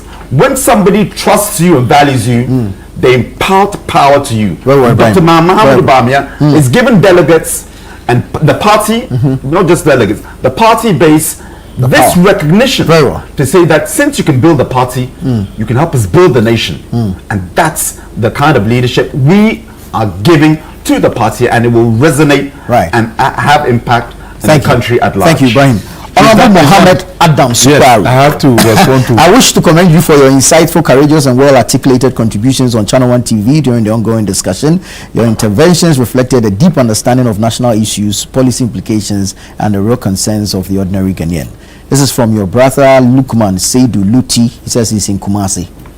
This one says, good morning, I am Eva from Pantang. Honorable Suparu spoke well. Send my regards to him. All right, keep sending your messages in. I need to take a quick break, and then I'll come to you, Elvis, and then we hear from Honorable Suparu. I thought my brother Elvis will allow me to respond. let me take a quick break here. When I come back, we'll hear from you. This is Breakfast Daily on Channel One Television. Stay with us. We'll be right back.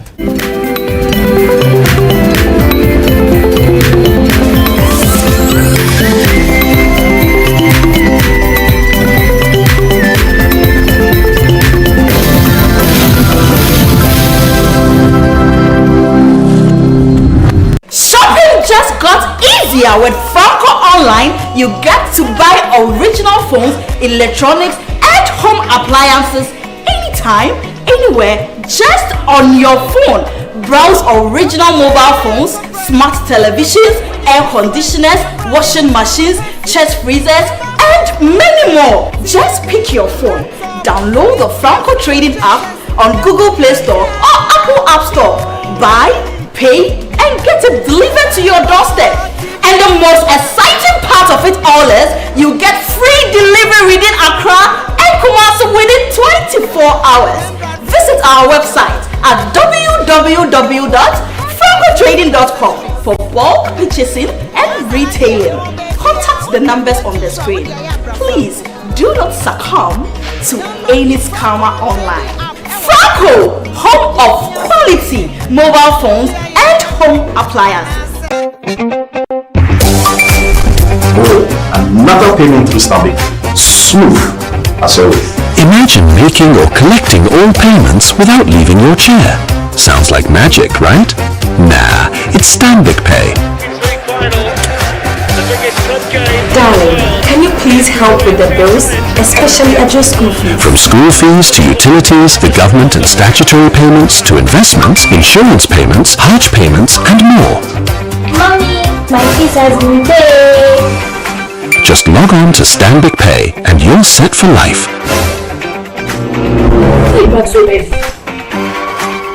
Please tell me everything has been paid. No Stanbic account, no queues, no stress, no last-minute panic. Cherish your time and live happier in safety and convenience. Visit stanbicbank.com.gh or call to get started.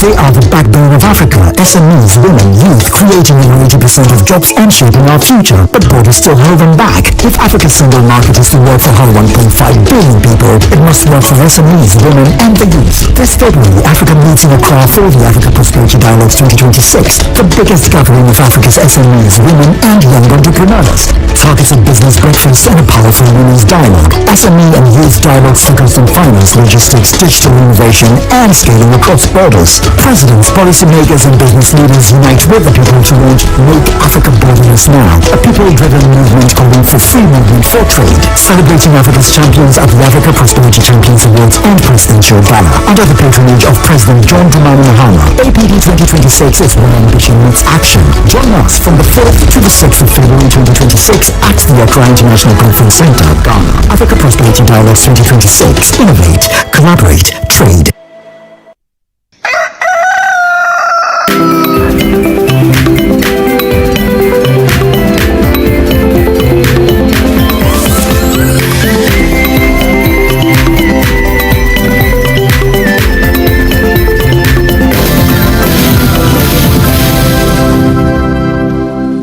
Welcome back. This is Breakfast Daily here on Channel One Television. We're having the news review segment. I'm going to Elvis Darko now to wrap up his thoughts on the MPP primary, the signing of the Peace Pact, and of course the actual process on January 31. Brief thoughts. Okay, based on my comments calling out the election committee, a member of the party has sent me a link to a story on My Joy Online, in which the election committee chairman spoke to Asempa FM. And this is what he said. He said Kennedy Jepong's reservations during the signing of the party's Peace Pact were not due to any errors or omissions in the document, but rather his desire for firm assurance of a free and fair electoral process. And according to him, he explained that all presidential aspirants were given the copies of the Peace Pact. He noted that Kennedy Jepong specifically drew attention to clause 2 of the agreement, which requires aspirants to accept the outcome of the election once results are declared. According to him, Kennedy Jepong cited a previous experience in which he claimed a constituency voted for him but returned 0 votes for him. So according to Joe Osei-Usu, that means that Kennedy Jepong himself lied, his spokesperson lied, and everybody who is claiming that there was any error in the document has lied. This is according to Joe Osei-Usu. The story is on My Joy Online. Anybody can go and look at it. He said there was no error in the document, but Ken rather said if there's a clause that says that you must accept the results once declared. He had a past experience in the constituency somewhere when somebody said he voted for him, but when the results were counted, he had 0. And that was Ken's concern. So Ken himself saying that Brian signed in his column, according to what Joe also has said here, it's not true. According to Ken's spokesperson, Kwesi Kwarteng, what he said, Joe also said it's not true. He's claimed that Joe also has admitted that they will correct any error. Joe said there was no error, so what were they going to correct? Indeed. And the claim by the other spokesperson who is Ken's camp who claimed that. So according to Joe Osei-Usu, in an interview with Asempa FM, there was no error in the document. Ken only said he wants assurance that this time round his previous assessment will be free and fair. So all those who are making all the claims, where are they getting their information? And this is why I said that it's important that the committee issue a statement. You see, this one, he only spoke to one radio station. So the rest of the media don't have access to it. Exactly. So the assumption that he spoke to Asempa, everybody knows, is a mistake. And I will still call on them that if what he said to Asempa FM and is reported on My Joy Online is the true situation, that it's important that the committee still issue a statement to clear the issue. Because the Ken has said a different thing, Kwesi Kwarteng has said a different thing, another person from Ken Camp has said a different thing, and all these things paint the electoral commission as a team that is trying to work against Ken. So if the chairman's statement to Asempa FM is true, then the committee must issue a statement to every media, because speaking to one radio station doesn't mean that every media house has access to that information. So it is important for them to clear the air. If this is true, then they must issue a statement to settle the issue once and for all. Because Saturday is just closed. And if it is true that there was nothing wrong with the document, then immediately, today, before the close of day today, if they want the committee to be trusted, it is important they issue a statement for all media house to have access to know that the committee said there was nothing wrong with the document. I am here saying this, but the question is, if the person had not sent me this story, how would I have known? Because my earlier comment was based on the fact that I have not seen any communication from the party, from the party saying that there was no problem. So I was commenting at that time based on what has happened without any statement from the committee. So if the chairman is saying this, then the things attributed to Mbekwesi Quartey should come and reject it, and they should do that in an official statement from the elections committee to clear the air so that everybody will be clear in their mind. Honorable Suparu. Yes, thank you. So I just want to quickly respond to my good brother when he spoke about some indicators that, and he's trying to attribute those indicators, especially the CD appreciation of the CD, and he's talking about the gold trade and stuff like that, are policies by His Excellency the former Vice President. You see, I have a challenge. You know, we must, excuse me to use the word, we must be a bit principled in our conversation. Okay. Right. In our kind of politics we do in Ghana. Why am I saying this? If I see that the time this water was produced, I was not around. If there's anything that has to do with the water, if there's any goodwill, then I must disassociate myself from the goodwill of the water. If somebody takes this water and say that this is a very quality water, this water is very good, when you take it, I mean, you feel good. Yeah. I shouldn't try to associate myself because you were not there during the production. I wasn't there. Very well. My brother, granted, let's assume without admitting that whatever that we are witnessing in this country, I'm talking about the CD appreciation. And the gold board, what they are currently doing. Yeah. It is indeed even a policy by the previous government. How does that, I mean, how did Bawumia all of a sudden is supposed to be the one behind it, when they same people who told the entire nation, including you and I, even not too long ago, not less a person than the former, Western Housing Minister, former MP, Honorable Atachia, said it on a sister station that the former Vice President was being sidelined by the former president and his cousin, which means all the suggestions, all the good intentions he had, he was never allowed to suggest. He was never even part of any major decision taking. Why is it that when it comes to anything good, same people who are saying that the man was sidelined, they will rush to say that he was the one behind this. When you want to talk about the fact that Bawumia took the city to $1 to 17 cities, they will say, hey, he was not in charge.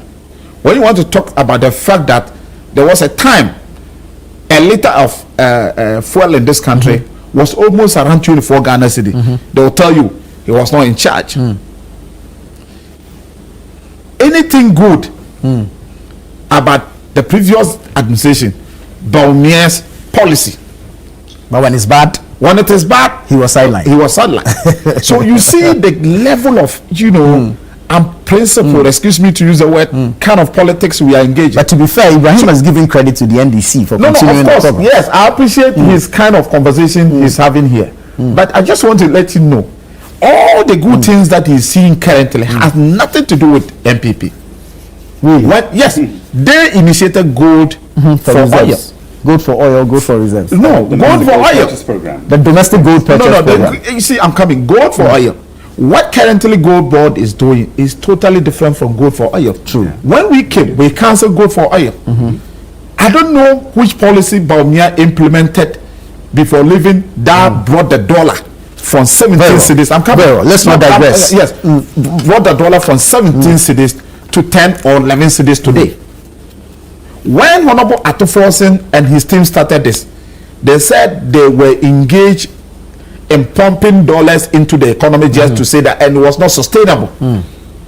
We are done with our first year. The dollar is still where it is. He brought it down, he maintained it. Something they said in the beginning when the dollar was coming down, they said, so if you claim you had done something practical that could cause the dollar to reduce, why were you in a haste to say that it was not sustainable? And now that Honorable Atuforsen and his team, they've stabilized the economy, you are again saying that the stabilization is as a result of your policies. Same person that said it was not sustainable, now it is sustainable. You are claiming that it is as a result of your policies that you implemented and you left. Put that aside. He said that Honorable Kennedy Agyapong insult on Dr. Bawumia. Dr. Bawumia. You see, they keep making mistakes, saying that NDC, we are campaigning for how do you call it? How do you call him?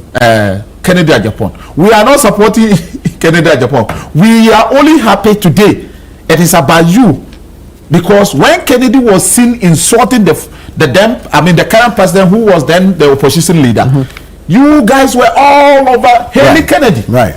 When Kennedy, anytime he got opportunity to speak, he was always insulting President Mahama, insulting any other person, using all kinds of languages that you never condemned him. Today, he turns the gun on you and you say that we should be condemning him. You have no moral right. And so we are only reminding you that the time you ought to have brought him to order, you refuse because it was about somebody.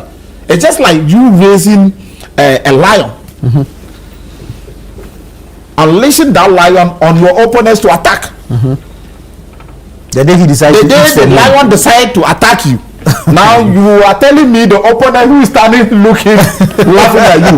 You said he is supporting the lion. Very honorable. Thank you. Let's move to our Let me let you know. And those of you who are saying that the delegate should go and vote for Dr. Bawumia, he's the only candidate NDC is afraid of. Dr. Bawumia is the least candidate. The only person we are even praying for him to win is Dr. Bawumia. And I can tell you why. With the current foundation, the current resetting, His Excellency John Dramani Mahama is resetting this economy. I believe that even 2028, if the NDC should elect me, the member of parliament, as the flag bearer of the NDC, I should be able to beat Dr. Bawumia. Not because... Are you declaring? I am not declaring. Are you declaring? I'm saying that. I am not contesting. I'm only saying that because of the good records. I mean, there is certain every sector.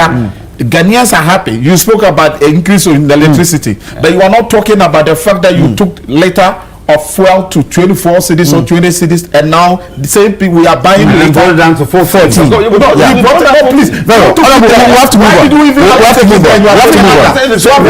to move on. I'm saying that you are not talking about the fact that we brought that fuel prices every day. People, when you go to the pump and you see that every blessed day there's, reduction of fuel. Sharing breakfast at fuel stations. Let's move on. Let's move on. The 4 gallons. Let's move on. We've spent too much time on this subject. And the 4 gallons of oil. Man is 30 seconds. I would want to thank you. About today when you go. Honorable, thank you. Thank you. The tariffs increase. It is as part of the reset that we are talking about. One note. Energy sector. I would want thank you. Let's move on. I would want honorable to go on NDC platforms as I do. And you hear NDC. What are you doing on NDC? I'm a politician. No, he's not.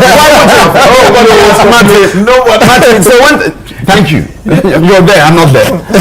When NDC platforms are insulting President Mahama because of hardship, because they have not been given jobs, and if you want to be blind, be blind.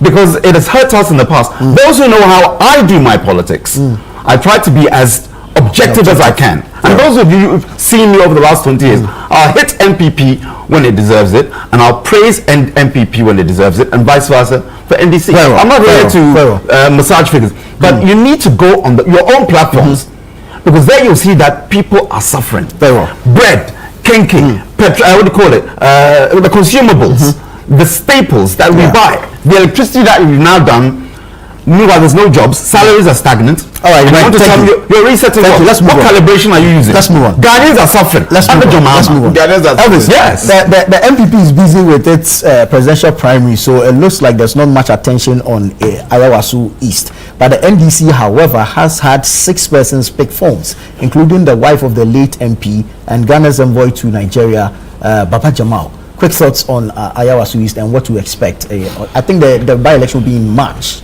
this year. Well, I'm told that the late MP was actually not well during the last campaign. So actually the campaign was done on his behalf by the wife. Okay. That was what I learned. So the wife is a very strong person on the ground. On the grounds. So now that the wife wants to contest, and with the typical Ghanaian sympathy votes for somebody who has lost their husband and is contesting, and looking at previous records of MPs who die and their wives actually contest, ended up winning. I will not be surprised that the wife will actually win the elections. But as I say, and I always argue, if the Constitutional Review Commission's work could have solved this problem of by-elections, it would have been better. That when there is a by-election, the party which is holding the seat should just nominate somebody to replace. Because all the money we spend with LEC going to print ballots, the party will now have, the candidates now have to go and campaign and all those. I think we can avoid these things if we say when an MP passes away, look at the party just replace the person with another person in parliament so that we move on. It brings all kinds of tension, we spend money, all kinds of things happen during. So for me, I think that we should just look at it. If the Constitution will accept it, if we accept it, it will help all of us in this country. That if an MP passes away, replace the party should just replace the person, and then we move on. But there are those who argue that it is the people that vote and not the party that elects or nominates. So there are people who do not ascribe to this particular voted for NDC massively in that constituency. So there's no guarantee that if you do a by-election today, the NDC is still ahead of the MB. So you go in the by-elections, and how many by-elections do we have in this country that it goes the other way wide, and then the one who lost came to win? We should look at the statistics. How many by-elections do we have that the previous election the gap was so wide, and then in a by-election the one that lost with the widely now has come to win. So let's be realistic and then stop this kind of argument and cut costs and save all of us. Ibrahim, the 6 will include the party's constituency chairman. So it was in a bit of a challenge when the wife of the late MP is said to have campaigned during the previous election, and so gives her an upper hand. Then of course we know how politically visible Honorable Baba Jamal is. So it's a bit of a contest going forward, even for the primary. Yeah, that's the same Baba Jamal. Sorry, is it His Excellency? Well, now he's our envoy. So yes, His Excellency Baba Jamal, who famously said, "If it's a goat, say it's a cow." Directly telling people lie in elections. I'm saying this not to jab at Honorable Baba Jamal. He's a brother and a friend. But it tells the constituents something. I'm talking NDC constituents. I'm surprised, personally, of his professed candidacy. I think he's taking 10 days leave to come and contest. To be an ambassador, to represent your country, at no smaller mission than Nigeria. I'm just surprised personally, because I believe that you have an opportunity to add value to one of our big brother nations or sister nations in the region.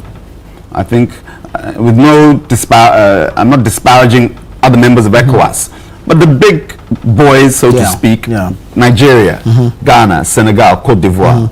And when you're given any of these appointments, why leave to come and contest? But that's his own political decision. So that's why I put that one in there.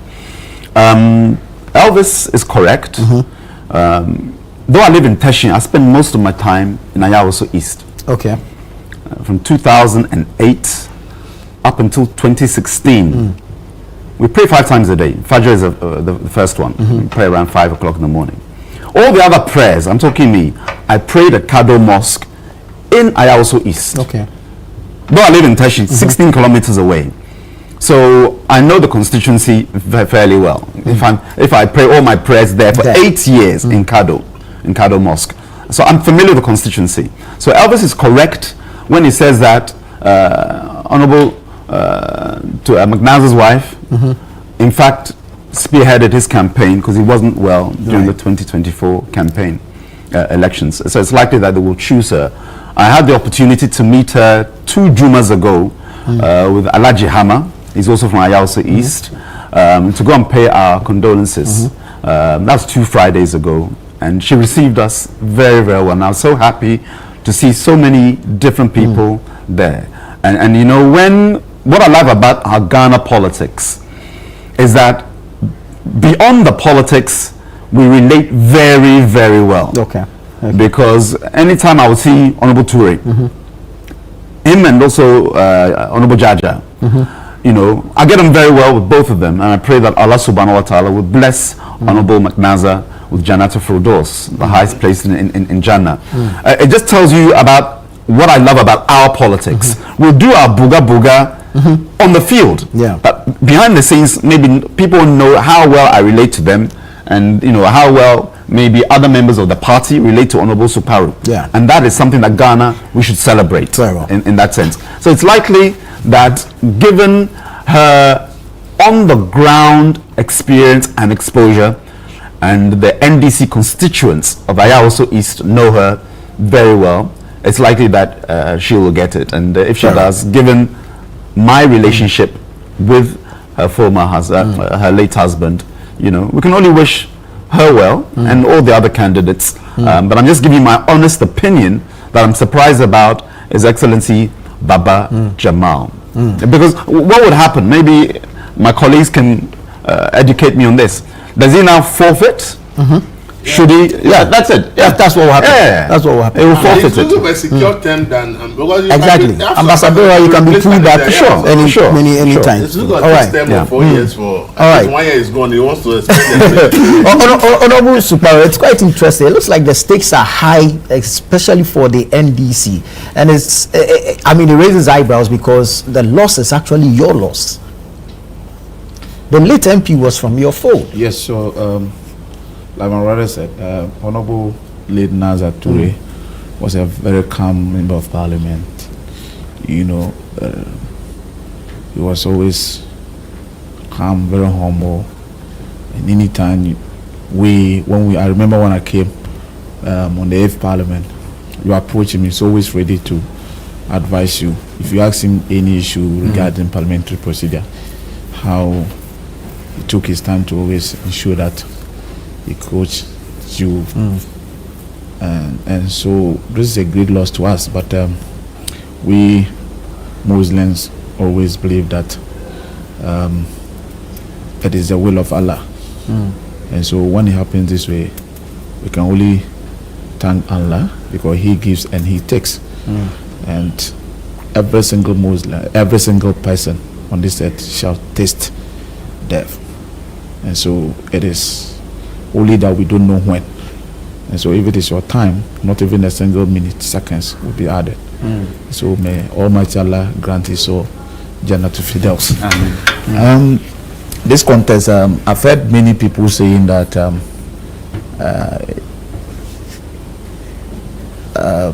when a member of parliament dies, the wives comes out to contest. And in this case, yes, it is the wife, but both of them are seen as active politicians.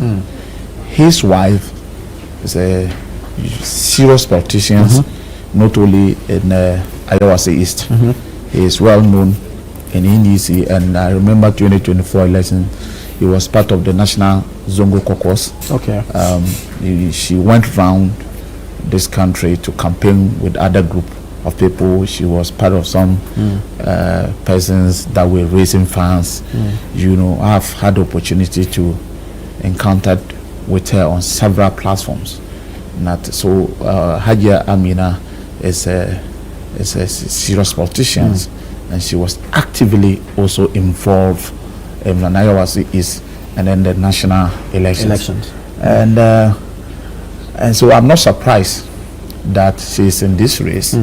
One, I am told, reliably informed that even the last days of her husband before he passed, he said that I didn't hear it from the woman, but I heard it from persons very close to her that he told the wife that in case he is not able to survive, the wife should make sure that she completes the remaining 3 years.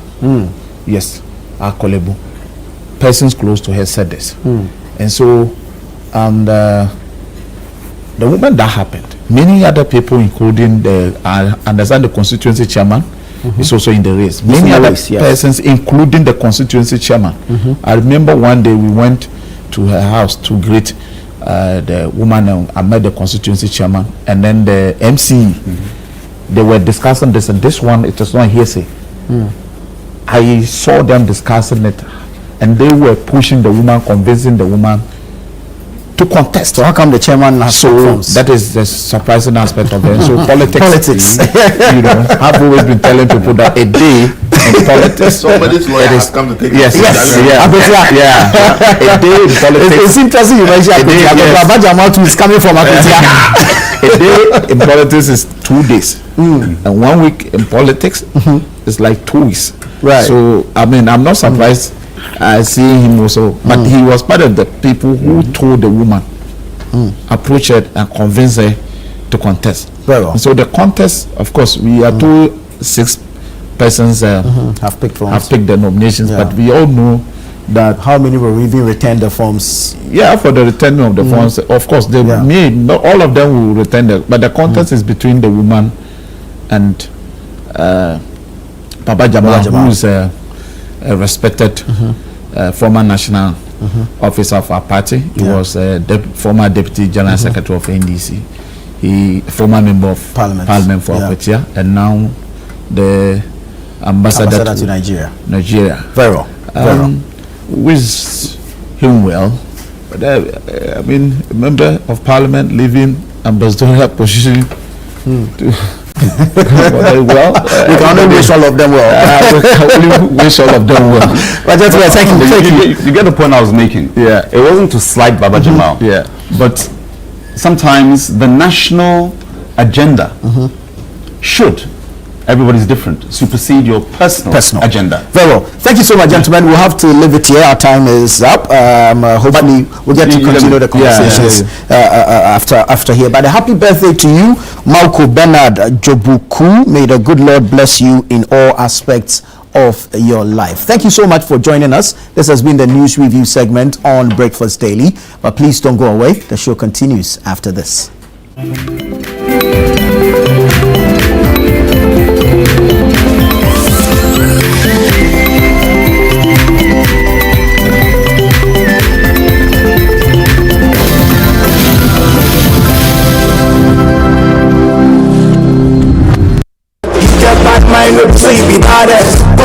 Rubia, sensei deɛ ewiase kɔ na mimi yɛ ankasa enti kane na ne yɛ mosile mɛ dan mu yɛ hyɛ no ne nyinaa atwam Anasboy Enterprise ɛsɛ bi nka nkyɛw sɛ wɔsiw fie awie wohia POP ceiling papapa with many design plaster board installation TV unit design akɛseɛ nketewa ɛne tile na ahodoɔ nyinaa wɔbɛtwa ne neat ɛde ama wo afei wɔsan so yɛ painting nti ɛdan bi a wɔsie wofrɛ Anasboy Enterprise a wɔbɛpainti ne kama ɛde ama wo afei window designs biaa yɛyɛ ne nyinaa bi ebia na wodwen sɛ wobɛsi fie na fie na wobɛsie no nso no wohia deɛ so bi ma da Anasboy Enterprise ɛsi tie sɛ ɛyɛ residential ɛne commercial construction afei wɔyɛ renovation ɛne remodeling surveying bi a wopɛ no wɔbɛyɛ ne kama ɛde ama wo afei architectural designs a ɛkɔɔtwi kɔɔ brɛma baeɛ ɛne drawing plans wɔbɛyɛ ne neat ɛde ama wo me nua baa me nua barima ma mekamfo Anasboy Enterprise ɛmfa ma wo ɛsiane sɛ wɔnim de na ne nsa yɛ fɛ kama enti sɛ wopɛ nneɛma mabobɔ so nyinaa adwumadi a hwehwɛ Anasboy Enterprise na wontwa wo neat locate Anasboy Enterprise ɛwɔ Tantra Hill Amasaman ɛne Ablekuma Canada Junction sɛ wopɛ nhyɛmu a frɛ 024-611-3461 Anasboy Enterprise William Day Ankasa.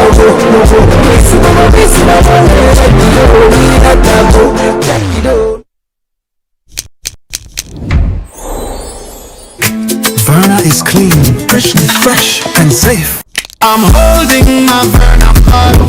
No plastic seal, no worries. Open and hear the sound like click. That sound means it's fresh, no trick. No plastic seal, but it's still pure. Cool and clean, you can be sure. Verna leads the brighter way. What takes my doubt away? If it clicks, it's Verna. If it clicks, it's clean. Sip it, feel the difference. Verna water, pure and green. Click, open, sip. Click, open, sip. Jolly Verna, no stress, just sip.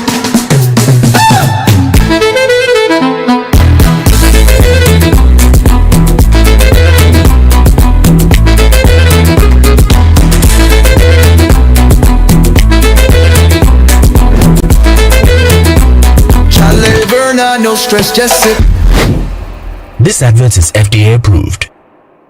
Are you planning to relocate from your company office or house, whether across cities to another town or halfway around the country? You want a moving company you can depend on to get you there? Let me introduce you to Logistics Movers. We are here to help you every step of the way, from planning the move to unpacking the last box and settling into your office or home. We have the expertise, experience, and market understanding and offer fast, reliable, and professional transportation services in Ghana. Our main thrust is to successfully move your business, household items safely, on time, and hassle-free. You can call us on 0246 833 539 or 0244 342 465. You can also send us an email to info@logisticsmovers.com or check our website www.logisticsmovers.com. Why expose your company or household items to theft or damages when you are relocating if it's avoidable?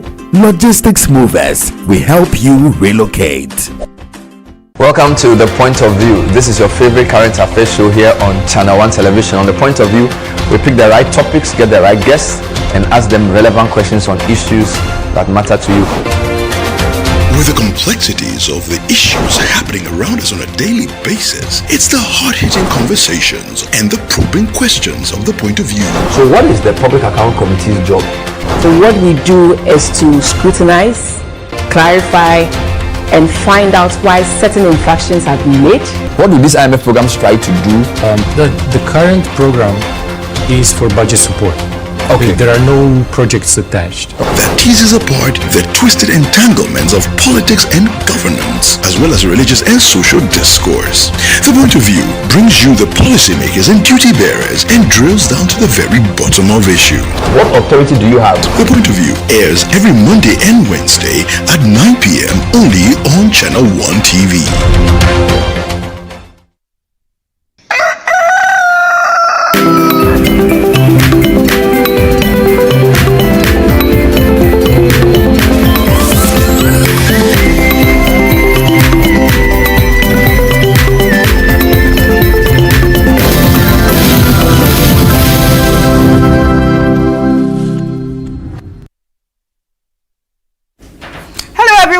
It's Breakfast Daily, and you are welcome. As you already know, the show started up with Nana Tufo Boateng, and of course, there was some political talks, and I hope you enjoyed it. But now we are about to make things a bit lighter, more, riveting, because we'll be getting into our communities, telling you about communities and things that are happening there, and also what's trending and some sports later on in the show. My name is Chris Carter.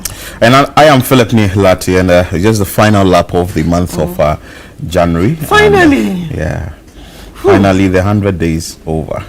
So that's the final lap of January, and everybody's excited. Aren't you excited? I am excited. Why? I am very excited.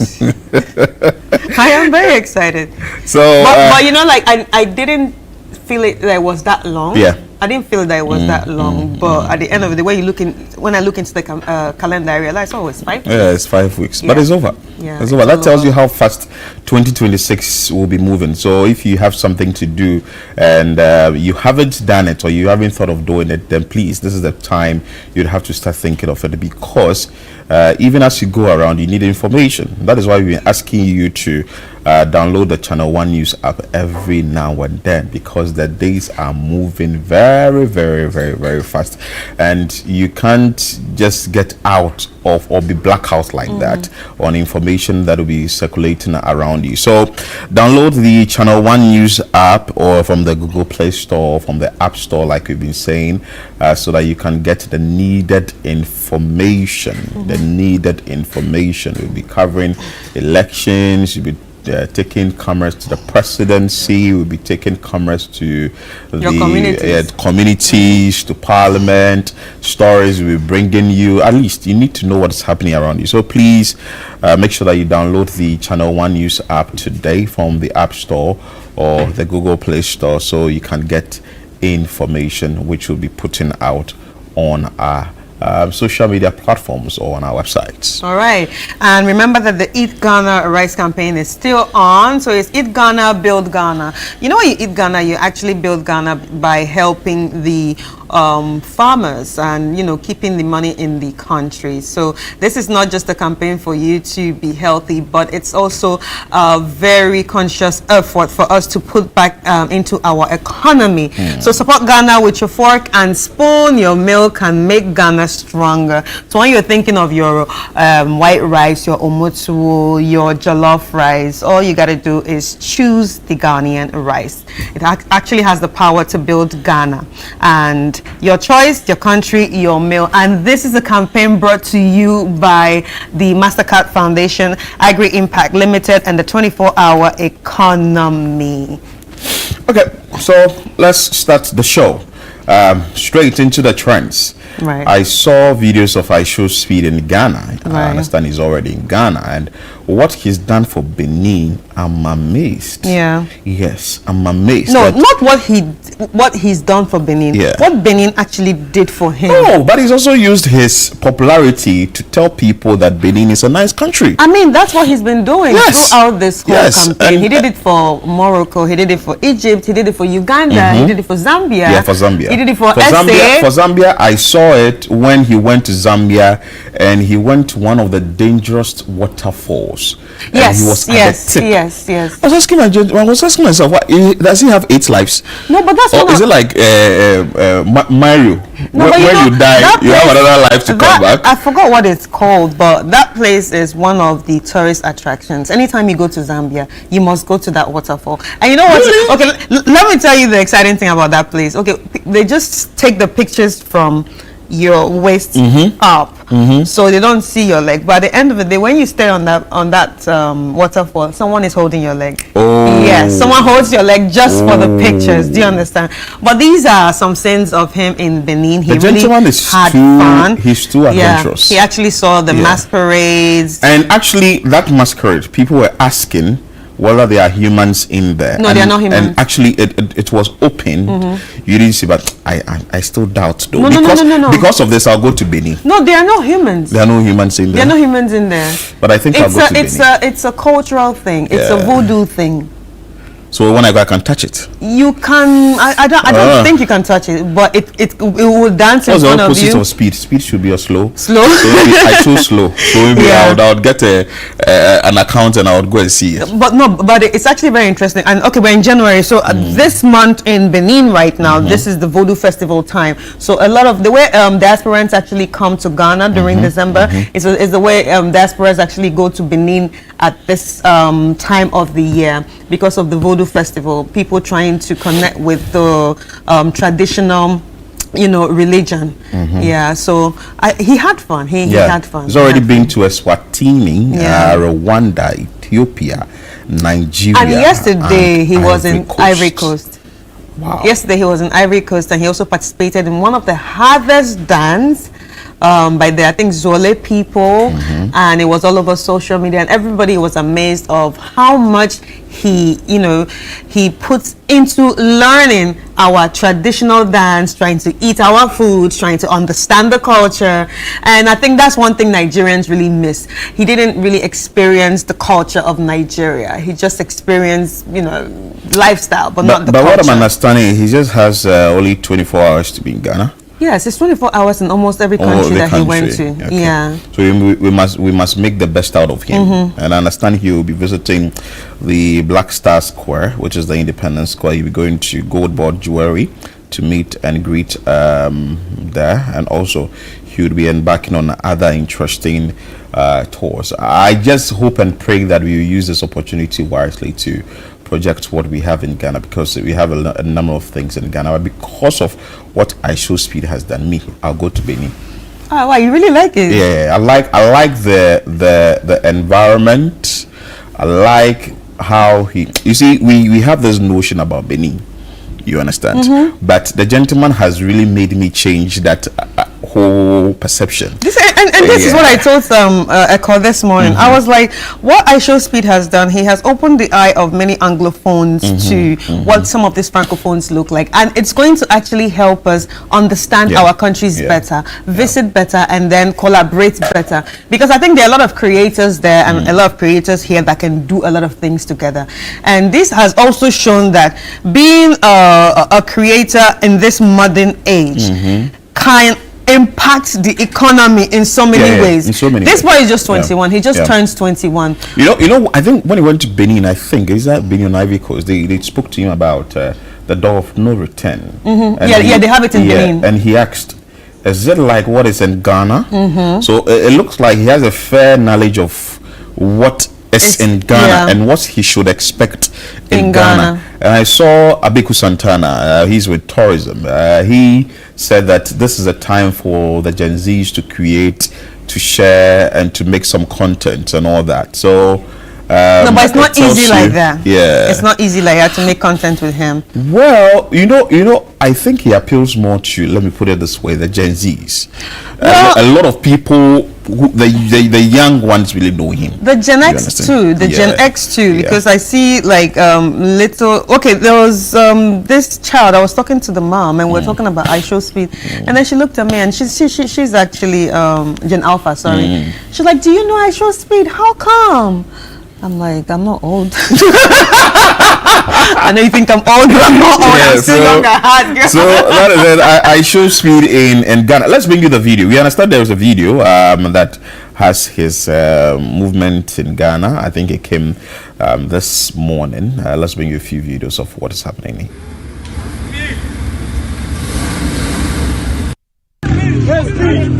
We just landed in Ghana, bro. G-H, baby. We out here, man. We in Ghana. We about to turn up, bro. We about to get lit. You know what I mean?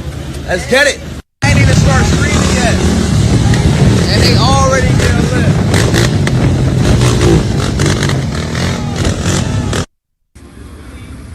So he just landed in Ghana. He's about to let it lit. It's about to get lit, man. Show Ghana instead. Yeah. So that is I Show Speed for you in Ghana. Let's bring a few comments on this, what people are saying. Finally, at his place of birth. Oh, really? Welcome to Ghana, the gateway to Africa. Really? I didn't know about this. The historical movement, I Show Speed arrived in Ghana and Man United won the game in Emirates Stadium. Hey, maybe I'm not football in politics. Airport welcome like his head of state streamer 10 global celebrity, no doubt. I think we should get it right. See, we shouldn't take social media or the digital space for granted.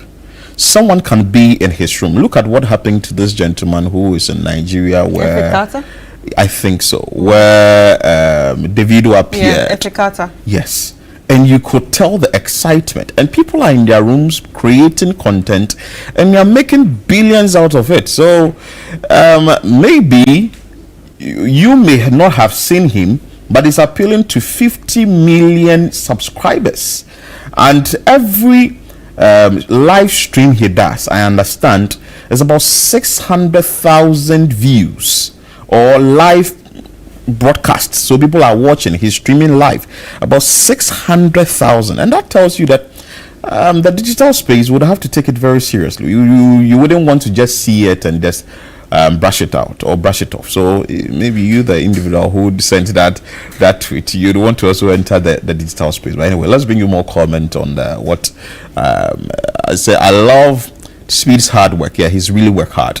Yesterday he was streaming in Ivory Coast for 5 hours, and now he's in Ghana. That is Accra. Yeah. So imagine he's streaming for 5 hours, and the number of people who are watching for that 5 hours, and some brands can now associate with him. Yeah, a lot of brands have already associated with him because you are giving us the eyeballs, and in this day and age, what is very much important is the eyeballs. What am I doing for people to see it out there? So you see, the thing is that at this point, what really needs to happen for African creators is you know, some of this social media platforms to start paying African creators as much as they pay the creators abroad. African creators are not paid as much as they are paid. TikTok till today does not pay African creators. African creators make their money from ads from brands, not from TikTok. The money TikTok pays them is very small compared to what they are paid outside. And even when you go to America, even common Instagram, our Instagram outlook is different from the American outlook. Wow. Yes, because we are not, you know, in their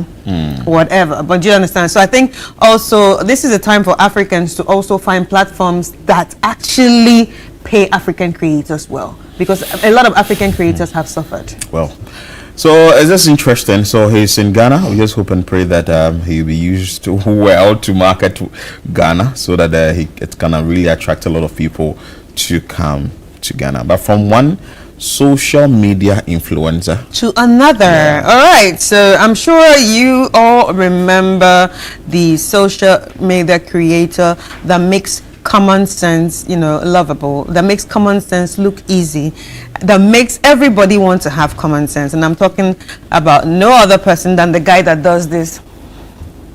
Yeah. All right, ladies and gentlemen, let's watch this short video, and then when we come back, you tell me if you know him, yes or no, and then we continue this conversation.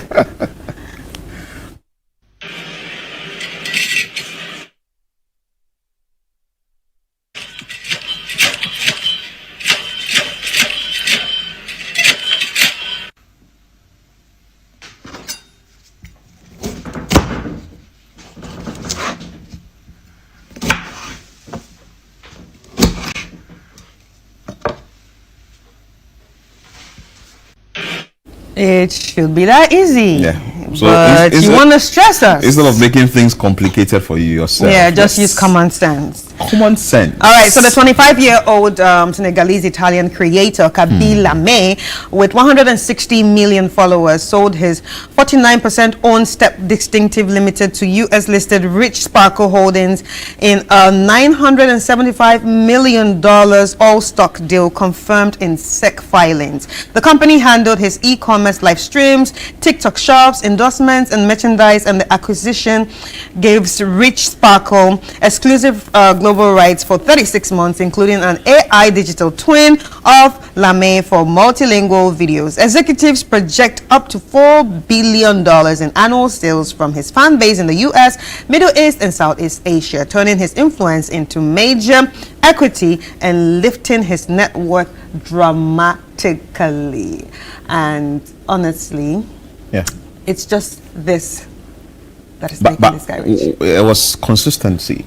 Yes. He was very consistent. Yes. I remember when I remember some of his TikTok videos way back. Couldn't get the views he wanted. Or he actually started during COVID.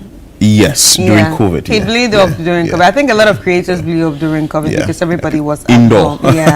And you had nothing to do than just watch your phone. And his story is quite an interesting one because when he moved to Italy, he was driving trucks. Wow. Yeah, he was a truck driver. Wow. Yeah. And now he's entering billions to be a billionaire. He did enter billion with social media. So you can buy plenty trucks for the people. Oh Lord. So this digital space is something we must really take serious, because he has sold, and from what you read, he sold 49% owned Step Distinctive Limited to US listed Rich Sparkle Holdings in a $975 million all stock deal. Yeah. So it tells you some small coins, then it will be 1 billion US dollars. So probably if someone just comes and then give him an endorsement, he can get to that. Yeah, he will. Anyway, let's bring you comments on that as well. And this morning I'm really getting heated. Truly an exponential rise in his career.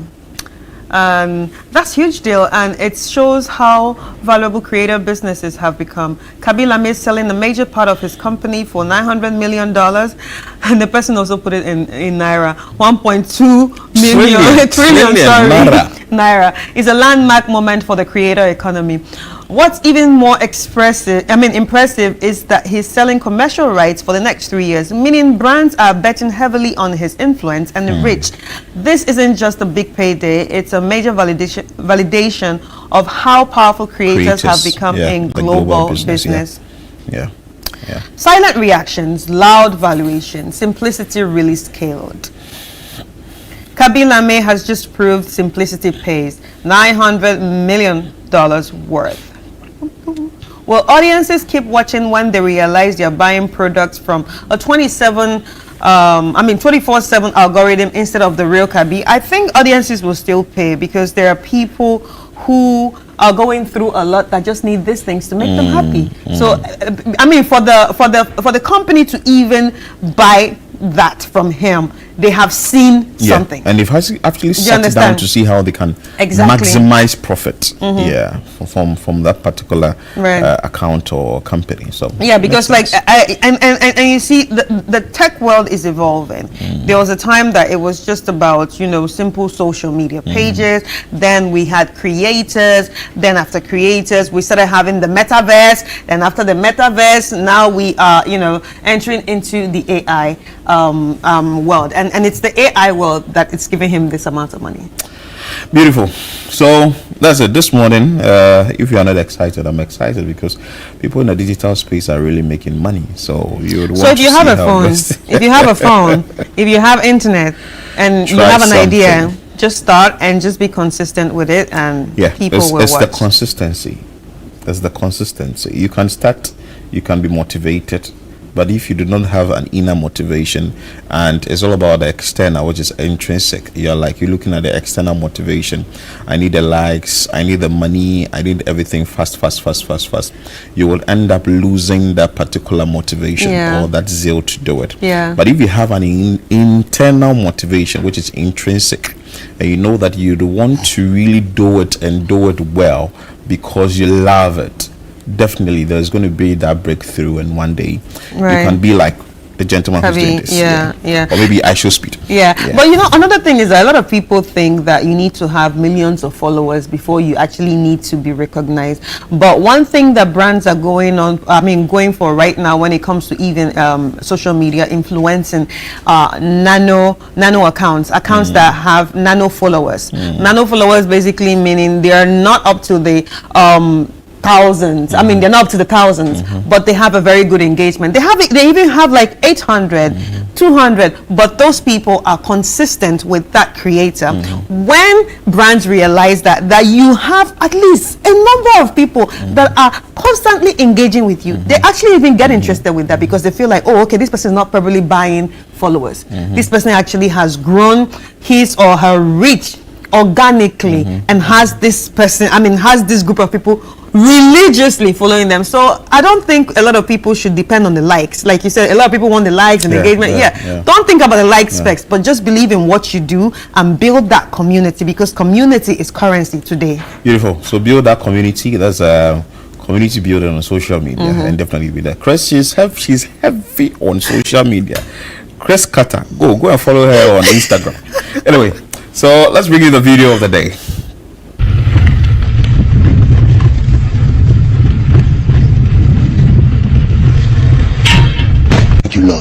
Thank you, Lord. From today go, the Bible will serve you, you say you fear.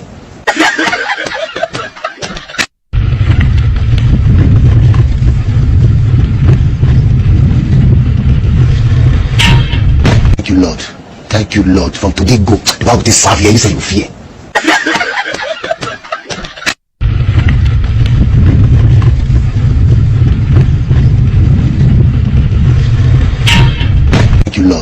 Thank you, Lord. From today go, the Bible will serve you, you say you fear.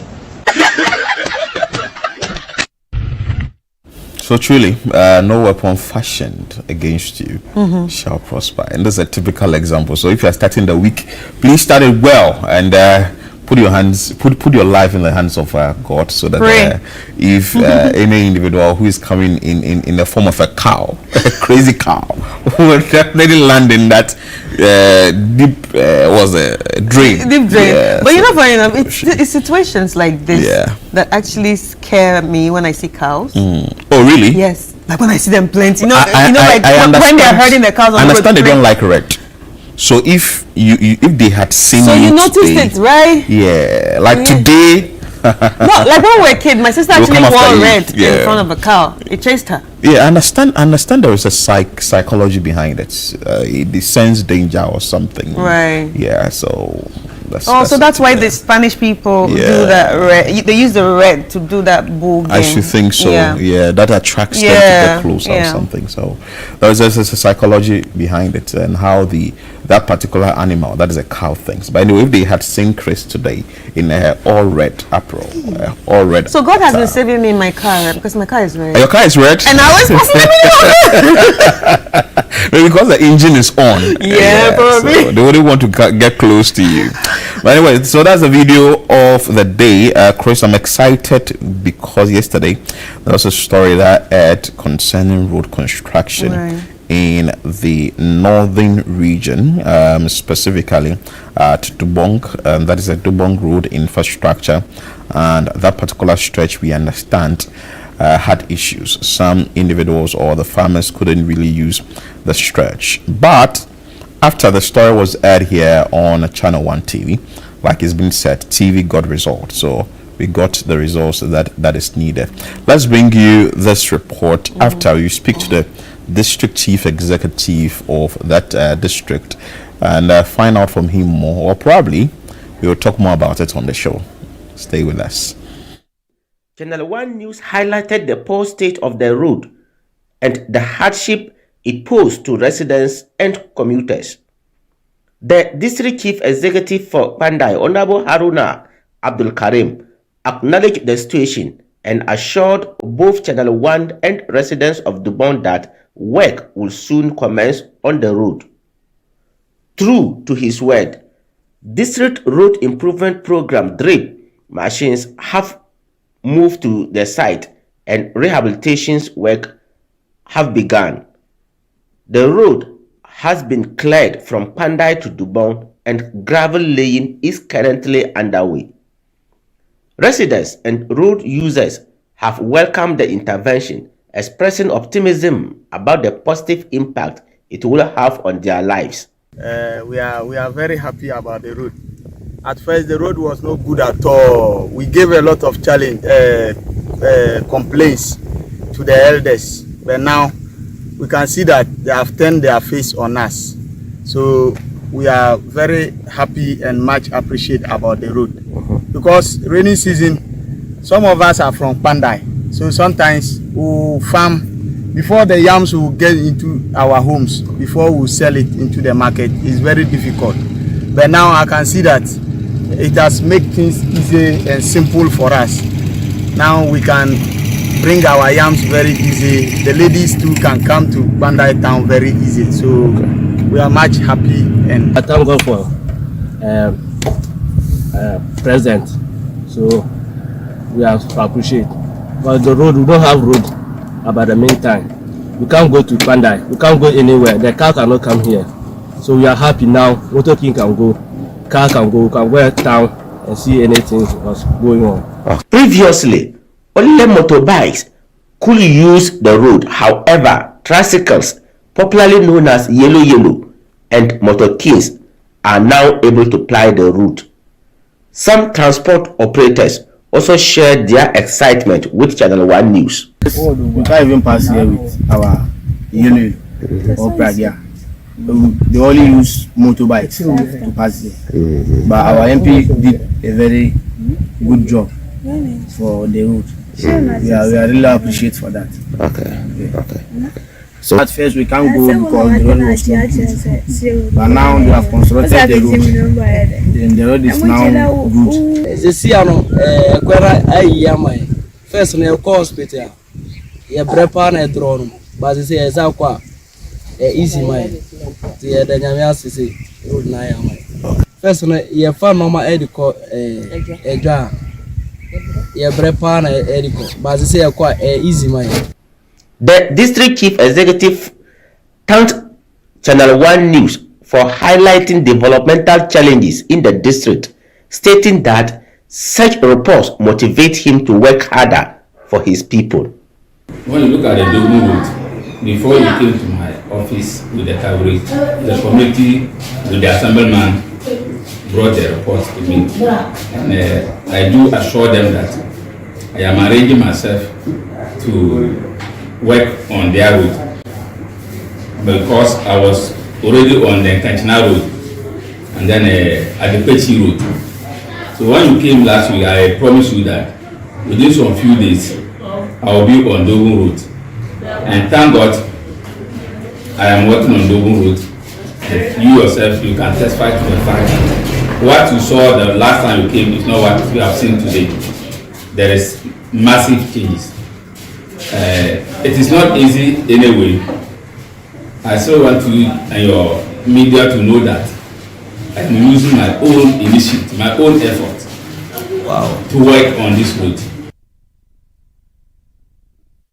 And that's good news. Like I indicated, it's a good news because if the story has been aired and there has been an action, which is not, this is actually not the entire results we want, but something has been done because this is a road that had erosion on it and people actually couldn't use it. So I mean, it's a good start. It's a good start. It's a good start. So it's just interesting. So let's get the district chief executive on. That is Haruna Abdul Karim, who is joining us, DC for Pandai.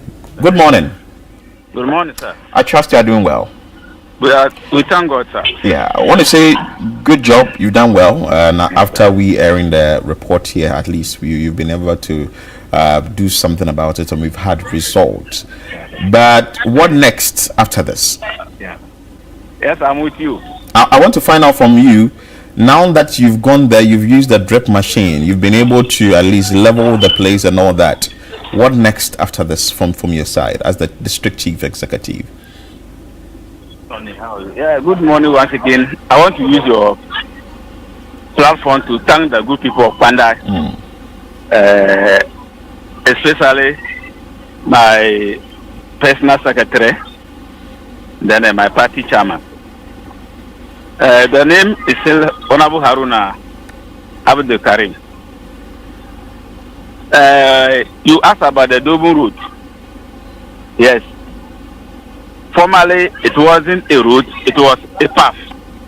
We have just opened it to give it a new shape. It was not easy for the people there to plow on the road because of the nature of the path. But now, thank God, your media came to Pandai, my district, to find out from me what am I doing to work on the distance for the people. I assured them, and within 1 week, I sent the photos to him, and he was like, "Wow, we have finished opening the road, and we are now putting gravel on it." So, if you ask what is the next step, the next step is we have finished opening it, and we are now putting gravel on it to make it more travel for the people of Dogun. Wow. So this is what I have for you. That's good news. But you made mention that this is coming from your own coffers. Are you getting any help from the Roads Ministry or from the government now that we've made it public and you've been able to do some form of work on it? Have you received calls for further assistance? For now, I would say no. For now, I would say no. Like I said at that time, I am just working for the government to achieve his reset agenda. As a DC, as also in one way or the other, let the president know that the person he has appointed for the good people of Pandai is up and doing and working to make the president achieve his research agenda. And I still want to use this platform to say, yes, I am using my own initiative, my own resources, but I need support because we have a lot of those kind of roads in Pandai district. So if the road minister is hearing this, the DC and the people of Pandai are calling on him to come and support. It is not easy. It's not easy. But I actually want to do the work for the president, and that is why I am taking this initiative. Again, if the support that you are demanding from the government so the road can be fixed fully, let's understand what is the kilometers of that particular stretch and which communities does it connect? When you look at the road that you are interviewing me on, that is the third one I'm working within the month. Wow. Let me just say, from last month up to this month, I'll be able to touch on 3 roads. I have opened 2 and work on one who was not in a good shape, but the 2 were just a path that are opened. The first one was at the Pechi, that was having a high mountain, and it was difficult for the people to access the district capital. That one has been opened and the mountain has been brought down. The second one is the double one we are working on now. That one has also been opened and there's gravel on it. We still have a lot of them. The Adequachi one is about 4 kilometers from Adequachi to Nkanchina, and from Nkanchina to Pandai. So let me just say roughly that one will be about 12 kilometers. And then the Nkanchina one that I work first is that one is 12 kilometers. Then the Dobun one that you are interviewing me on now is 4 kilometers. Wow. Yes. You are doing well. At least you've been able to. So this what you are doing. You are getting the drip machines to do them, right? What we can see on TV. Okay. So the National Drip Coordinator is aware of this, I guess. Yeah, he's aware. I even sent pictures and videos of the roads to him. He's aware. Okay, that's fine. I think all the roads I've sent pictures and then videos to him. Okay. But as you make calls for assistance from the road ministry and government at large, have you been able to speak to them? The last time you said you just spoke to the transport minister. Have you gone beyond to speak to Honorable Kwame Abuja? What personally direct conversation? No, I wrote proposal. Okay. Yes, it is proposal I wrote, but to get him personal to speak to him, that one there no. I've not gotten that opportunity to discuss that issue to him. Well, but there are proposals that I wrote concerning Pandai Road, including those I'm working now. Good. Now that you are doing a good work, and definitely we are seeing, I'm sure the needed assistance will come and the help that you need will definitely come. No. So just a little recap. You said the Dubong road you have done. Which other roads as well? Hello? Yeah, can you hear us? Please come again. So you said what's the word? Is it Dubong or Dobon? Dobon. Okay, Dobon Road you have done. Which other roads as well? It is in Nkanchina. In Nkanchina, okay. And then Adequachi. Adequachi. Okay, good. Yes. I've written them down, but I just wanted the pronunciation right. Yes. So Dubon, Nkanchina, and Adequachi. Okay, thank you so much, Honorable. I also want to beg to use your media to thank these 2 philanthropists. One is I'm the Way. Okay. He sells a filling station. Then the other one is Bawa Joshua. He also owns a filling station here. They supported me with fuel. Okay. Yes, and I must acknowledge their good work. Yes, when they heard of what I'm doing or I've started doing in the district, they were happy with it. They called me and then they supported me with fuel. And I must let the people of Pandai and Ghana as a whole know that they also contributed to what I'm doing. Beautiful. So, yes, sir. Thank you so much for your time. Haruna Abdullah or Abdul Karim, yes. The DC for Pandai. So in Kanchana, Adipichi and Dowon roads sort of having leveled, and I'm sure the individuals who use that stretch will heave a sigh of relief, because if you have a stretch in that deplorable state and it's now been moved from that state to this new form as a result of some TV coverage, it tells you that we are making impact, and that is actually what we want here, because we are definitely telling the stories to empower the changes that are needed in the various communities. So if this is what is happening, I would also like to add kudos to him for starting. I'm sure others are also doing. Maybe you would have to find out where they are doing it, but for the fact that he's been able to come out to say this, especially after the report. Exactly. Yeah. So and kudos to him. I wouldn't want. They moved him. Yeah, he did. And I wouldn't want the road to be left in this state, because over time, if there is rain, it certainly moves back to its original state. So if he has started something with the help of other citizens or residents or indigents of the area by giving him fuel, and also he's been able to use the drip machines to do this, maybe the other authorities will also want to move in and do the needful, because if the road is done and it's done well, it benefits every individual. And this is actually going to help economic activities in the area. But our reporter that filed that or brought out this story that has led to this result is Mohammed M. Alabira, who is joining us. And Mohammed, good morning.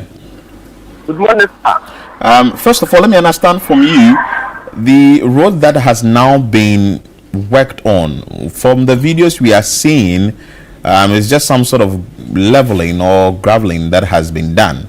But the DC says that some sort of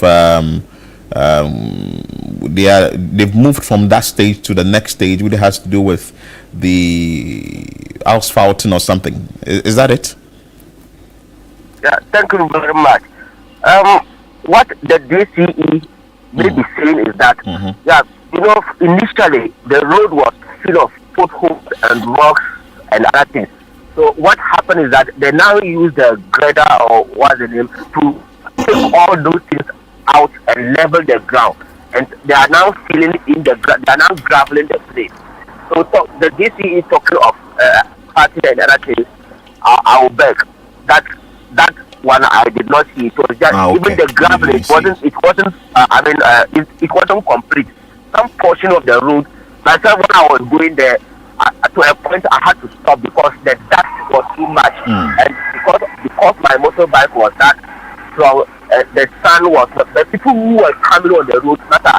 It was terrible. So the graveling is not yet done, and on the road to the from Pandai to the community, there are two streams that need serious bridges. If those bridges are not done, the road may still be the same, because from the people that we spoke to, you heard them say during the rainy season they are finding it difficult to cross and other things. Okay. Those two streams, if they do not put the bridges there, that would be a serious challenge. But the DC assured me that yes, you will do that. So though this has been done, there are a lot more work to be done on the road. Yes, please. Okay, the graveling. So now, if the graveling is done, better, it is maybe 50% better than the previous one, and the people are so excited about what is happening now. But to talk of advertising our beg, no. Okay, so you spoke about the people. What is their reaction? Seriously, the people were so excited. One, they were excited because of the prompt reaction or intervention by the district. We just filed the story just a week ago or less than a week when the DCE sent equipment to the road. So the people were excited that now their voices are being heard. Because they have complained severally in the past and nobody was listening to them. But this time, just one or two, initially they said they petitioned the DCE and he gave them that assurance. And when we were doing the first story, we also went to him and he also said, this was what was happening. But very soon, work will begin. And true to his words, truly work has started on the road. So because of that, the residents were so excited. Farmers on the way, they were equally excited because they now say, now they can carry their farm produce to town and other places to sell. So, boss, seriously, the one community, there was so much excitement there. Okay. Alabria, thank you for your time. We are grateful and keep doing the good work for us, monitoring activities in your region for us. He told us that there are other roads that he's leveled. Maybe we're looking at, or you also know those roads. You visited them already? Yes. The Nkanchina and initially we spoke about the Nkanchina road. Yeah. And then Adopeji community, which for more maybe I would say over 100 years they have never seen a vehicle in their community before. But due to the work of the DCE, a road is being done to the community, and for the first time the DCE visited the community with speaker, and they are also seriously excited because they are now also part of that. And after I actually asked him from Dubon at the and which one was that. He said he's still doing it. That he actually complained of us all this. He told me he is doing it from his own resources. Okay, Alabria, thank you so much for your time. We are grateful. TV got results. So the Nkanchina and Adipechi and also the Dubon roads sort of have been leveled. Now we need to move from that state to another state where we would have the farmers who use the stretch to freely move from their farms to their homes. We would have the nurses also easily get posting to that area. We would have teachers also easily get postings to that area, because see, the road issue, when you have a good road in a particular area, it motivates you. Like, you know that your movement is that easy. You don't really have issues, or when it comes to that, there are other bigger problems, but maybe the connectivity has to be worked on. So good work by Alabira, our correspondent, and also good work the district chief executive for Pandai, that is Haruna Karim. He's also done a very good job because he didn't go sleeping, but when he saw the story, he's reacted and he's got the drip machines. Has got the drip machines working. Yes, you do want to say that you are in your area and you are waiting for fuel or whatever, but he's found a way to go about it, mobilize funds, and he's done it. So now, if there has to be a support from the government or from the transport or from the roads ministry, they are aware that you've started something, so we can help. But that is not to say that others are also not doing well. People are also doing well, so maybe there's more room for improvement. So you'd want to also push yourself and get your people to also heave sigh of relief, or your residents or your indigenous to also benefit from the fact that you're a government official. Yeah. Let's go for a quick break. When we come back, we move to another community.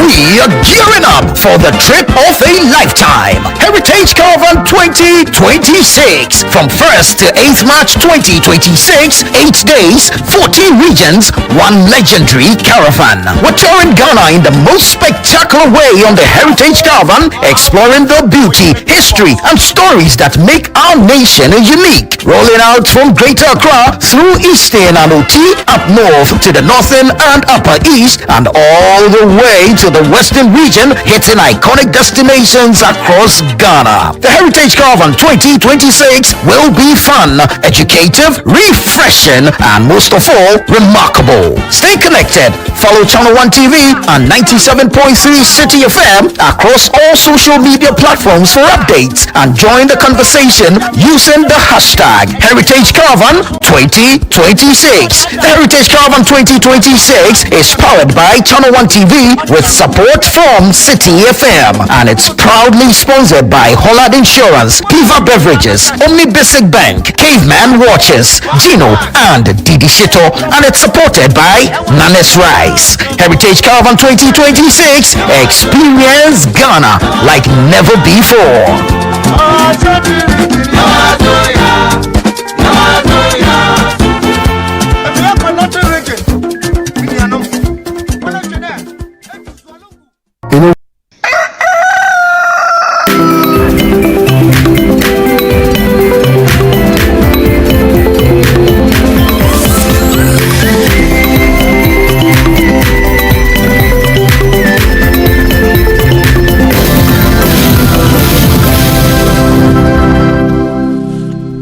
All right, welcome back. It's still Breakfast Daily right here on Channel 1 TV. And right now we're moving over to Damongo. And there's been a disturbing trend in Damongo, which has to do with the abuse of illicit drugs such as opioids from some of the youths. And this has actually resulted to the paramount chief, trying to find ways on how to curb it. Well, we have a report from our Savannah regional correspondent, Malik Ghazari. Let's check out this report, and when we come back, we will have a deep conversation on this issue. No one will be granted access to secure the release of any person apprehended over illicit drug use. The Damangowura cautioned, urging the youth to protect their future. Mbutambotuma kabre magwa yile bon kaman yile bo yaso mfukama mbaka pifo kodunu na mukabo anyasa anyanto mofule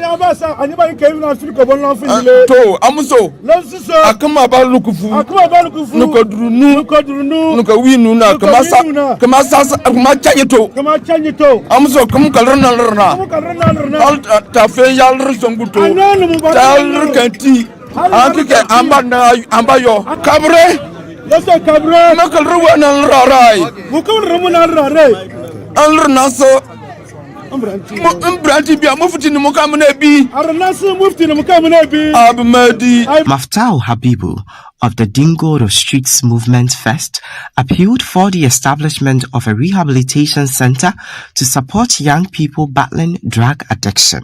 Today, we are on the streets of Damongo with Damangowura, and we are entering all pharmacies, all peddlers in Damongo, provision stores. We are entering all the shops, and all we are doing is that we are pleading with them. We are pleading with them to consider the future of Damongo. They should consider the future of Savannah region. They should consider the future of this country and stop peddling in those areas. They are destroying our people. They are destroying the youth, and it will not help all of us. And I want to use this platform to make a passionate appeal. The regional minister is here, and we are asking that we need a rehab in Savannah region. A rehabilitation center will help us because some of them have gone too deep. They are addicted, and we need a special outfit that can help them, stop this abuse or intake of this substance. The Savannah Regional Minister also warned that pharmaceutical outlets and licensed chemical shops found selling or engaging in illicit drug activities would face the full rigors of the law. He assured that his office remains committed to the fight against drug abuse, noting that arrests and prosecutions are ongoing. Anybody who is into peddling the said drugs, we will come for him. We have already started that. We have had some people arrested. Heavy fines and custodial punishments have been given, but it is not the end of the game.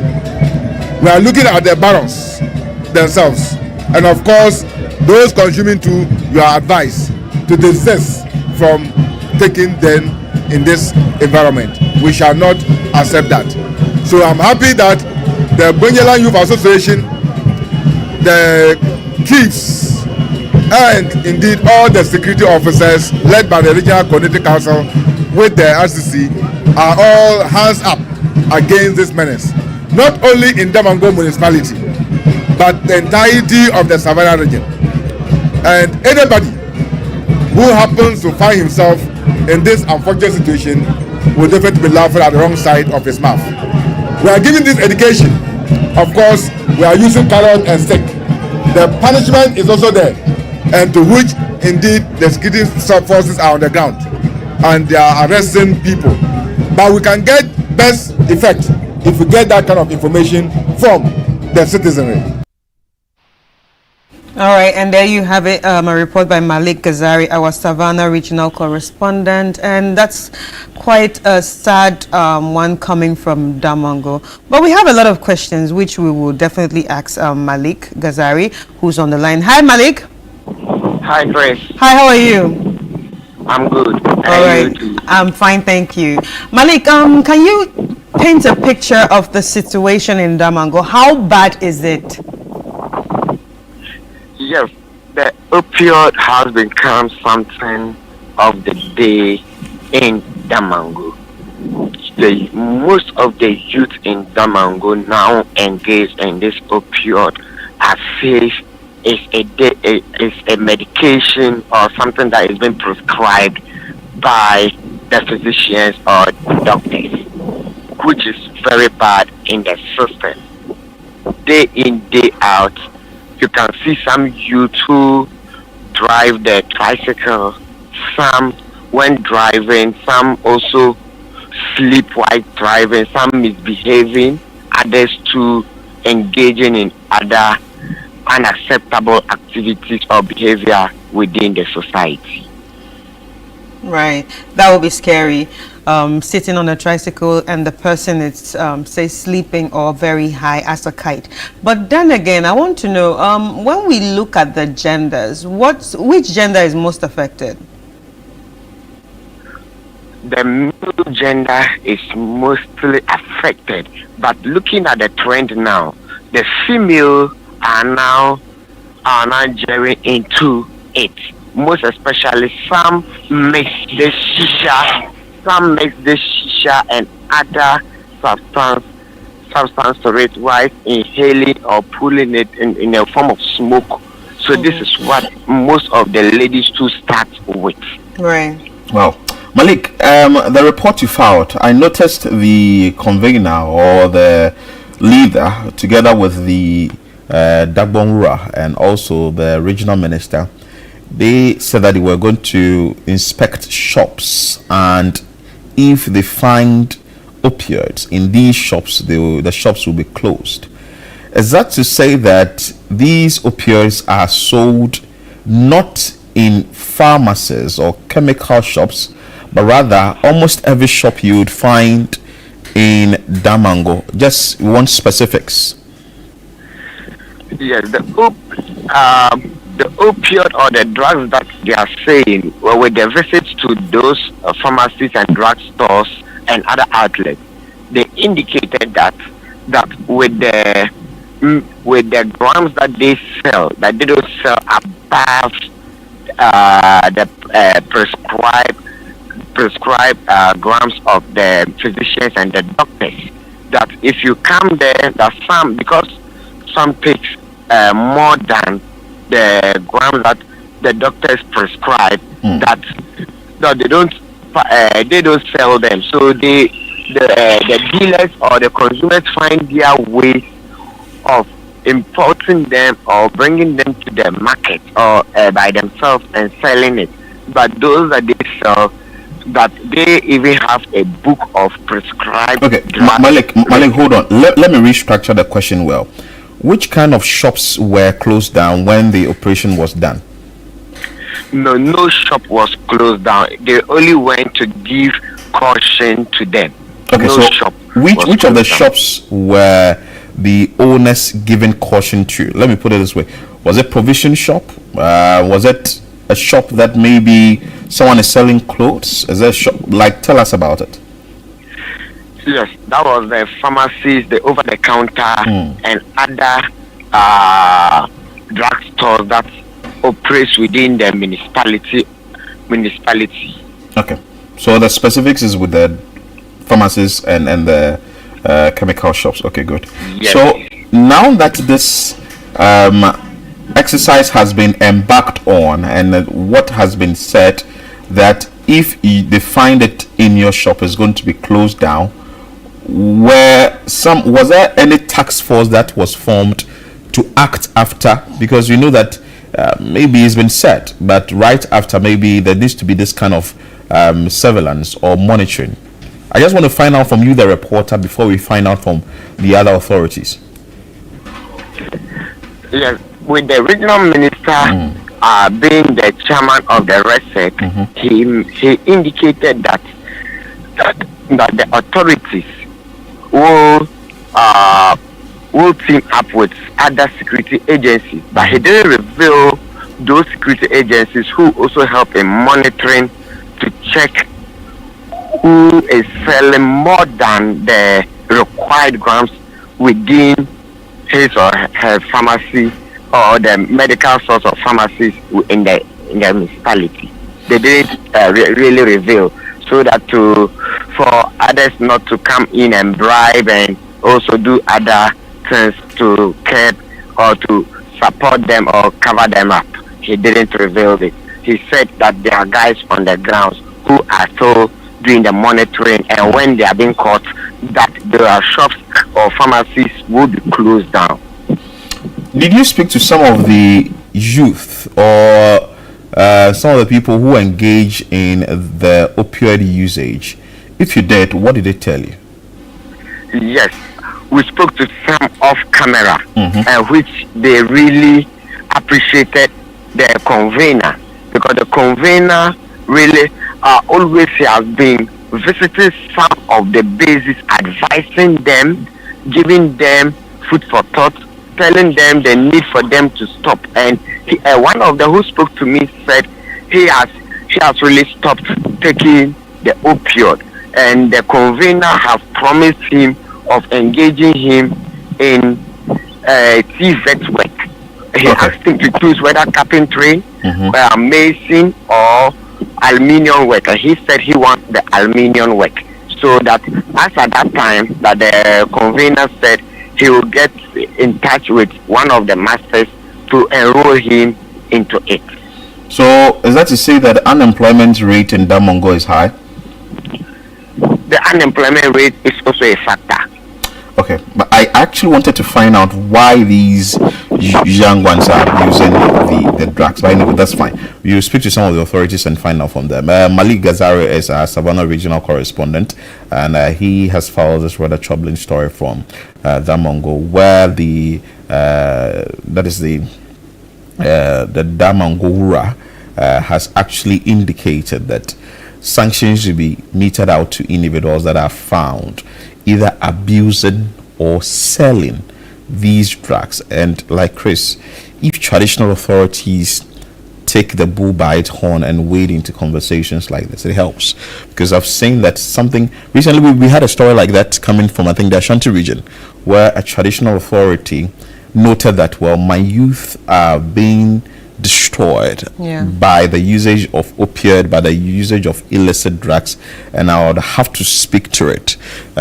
So if such a thing is happening in your community and you do not talk about it, it will end up affecting almost every youth in the area, because you see, people move by what they see. Yeah. Not just what you tell them, go and work, and maybe the individual who is advising me to work is not working, but rather abusing drug.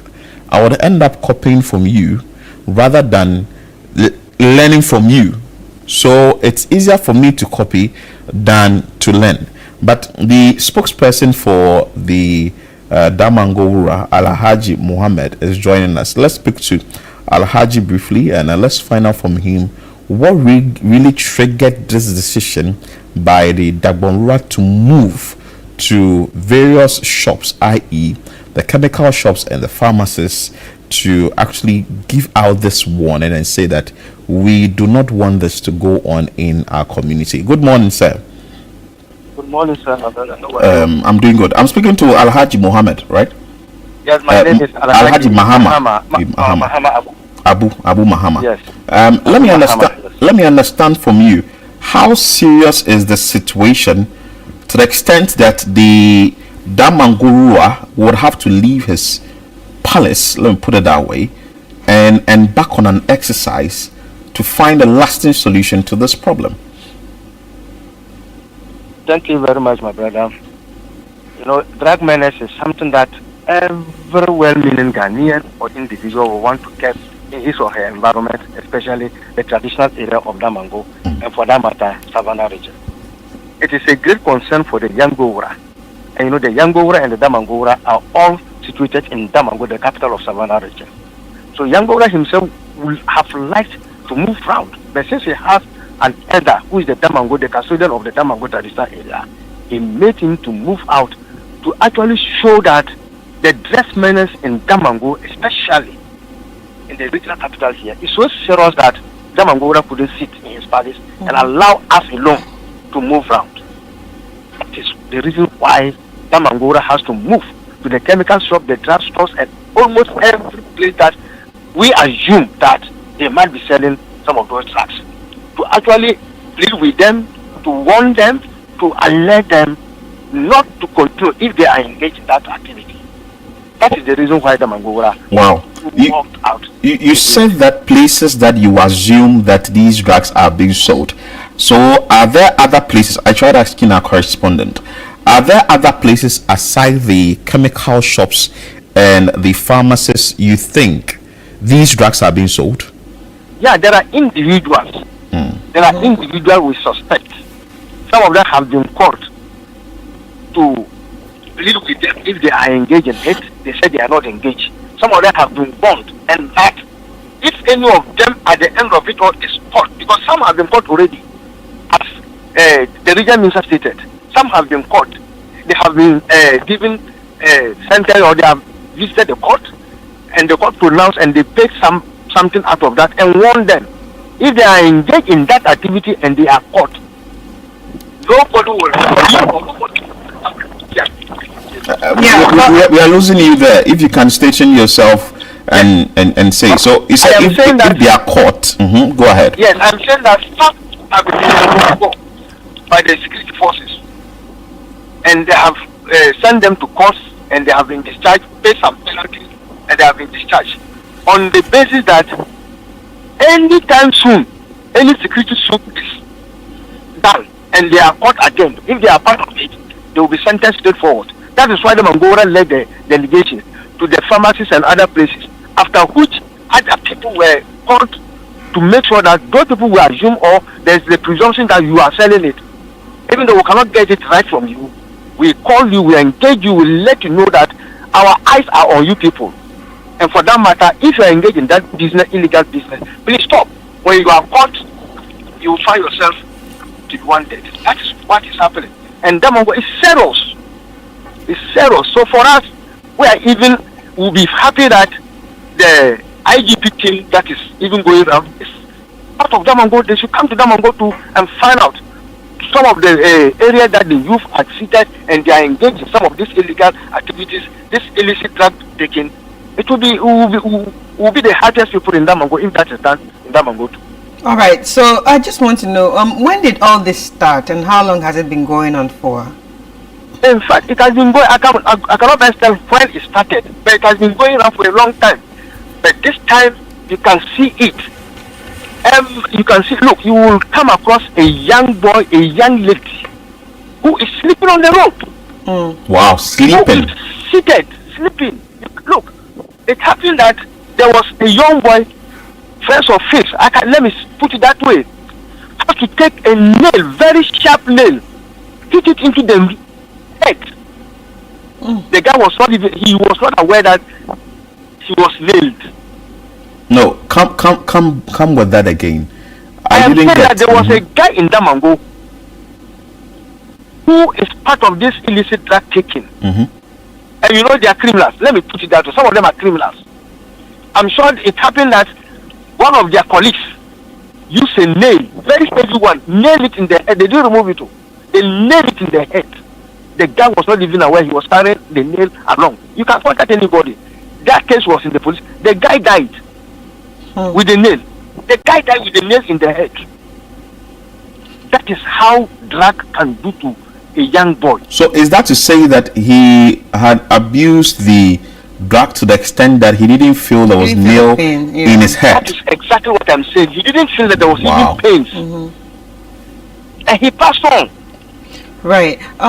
We are talking about opioids, basically known as tramadol. Are there other types of drugs that is also causing an issue there? Yes. Let me say what you call a weed or something like that. I know many of our young ones are also engaged in that too. You see that? But you can feel the tramadol, the opioid. You can feel it than the weed. Right. Because we know people who have been engaged in this weed for a very long time. We see them normal. But now that some of them are engaged in this illicit drug taking, I can assure you that if you can, you will not even like it for yourself. You will see the dangerous part, the bad side of the drugs. It doesn't speak well for our young ones. It doesn't speak well for those who are selling it. Because nobody thinks that your daughter, your son should be engaged in this. So why will you as a normal being be selling such drugs just to make your the children, tomorrow's future leaders, just anything? So that is our concern in Damongo. Right. So is the police with you on this fight? Yes, the police are with us. Because I can say the police are with us because if they are caught, no matter whether politicians, the chief authority, any authority, they won't accept it. They will have to take you through the normal processes until you are being discharged by the court. Nobody will even come to your rescue. So I can say that the police are in charge and their police are with us. Once in a while, they run a soup on them, they tie them, and they are being sent to the court. So the police are with us. But I am pleading that this IGP task force should also visit the Savannah region and most especially Damongo constituency, the West Coast municipality, so that some of these things can be reduced. But Abu Mahama, have your people or your outfit tried finding out why the youth will be abusing drugs in your community? You see, if you want to talk about this, some will say unemployment. But we know people who are gainfully employed, who are public servants, civil servants, young ones, that they are engaged in such illicit drug taking. So I will not ascribe this to unemployment, but I will just ascribe this to people who don't know what they are about. They feel that taking the drug is something that makes them feel happy. But is there enough jobs for the youth in Damongo? Yes, at least there are enough jobs. Look, there's some winning, proper allocations for people to go in there to do some winning. That's their job. There's other private jobs that people can engage in. There are so many jobs, but some of them will not just do it. They prefer going around and stealing, getting the money to engage or indulge themselves in this illicit drug. Wow. How do you hope to sustain this fight? Yes, the Damongo together with his Council of Elders and other well-meaning people in the Damango municipality, together with the district assembly and the rest of the security agencies, definitely are taking some steps to make sure that the drug menace in this municipality is reduced. Okay. You see that? So at our palace there, we have a task force. The traditional, we have a group of people who eyes places, especially where the young ones are seated and they do some of those things. And we have begun to make sure that some of those places will be demolished. We are putting plans to make sure that some of those places will be demolished, so that when you are caught sitting there, you'll be taken to the police station. Thank you so much, Abu Mahama, Alhaji Abu Mahama, who is a spokesperson for the Damongo Ura. Chris, the opioids, there are different types. I can see Penthadol, Penzidine, that's the word. There is Tapentadol. There is Oxycodone. If I'm not mentioning it right, please. It's not my field. It's the legal people. It's the health guys. Yeah. I can see 8 different ones, and even out of this, you are not even seeing the tramadol. I think the tramadol would have a chemical. I'm seeing here. Yeah, I think the Pentadine, the tramadol is under the Pentadine. Yeah, the Pentadol. Yeah, so there are a number of them, but the big question also will be how they are able to smuggle these drugs into the community and get to use it. But I also like the passion with which the traditional authorities are pushing this, and how Abu really spoke about it.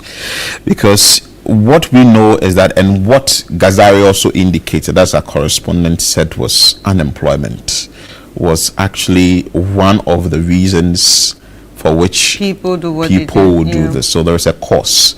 But the cause that we are seeing here with the unemployment rate, Abu Mahama is saying that he wouldn't want to attribute it to it. Because there are things you can do. Yes, and there are other people who he says are gainfully employed, but they are still doing it. So it could be that there is availability. So once there is availability of that particular drug, people would get to use it. And mind you, it comes in with addiction.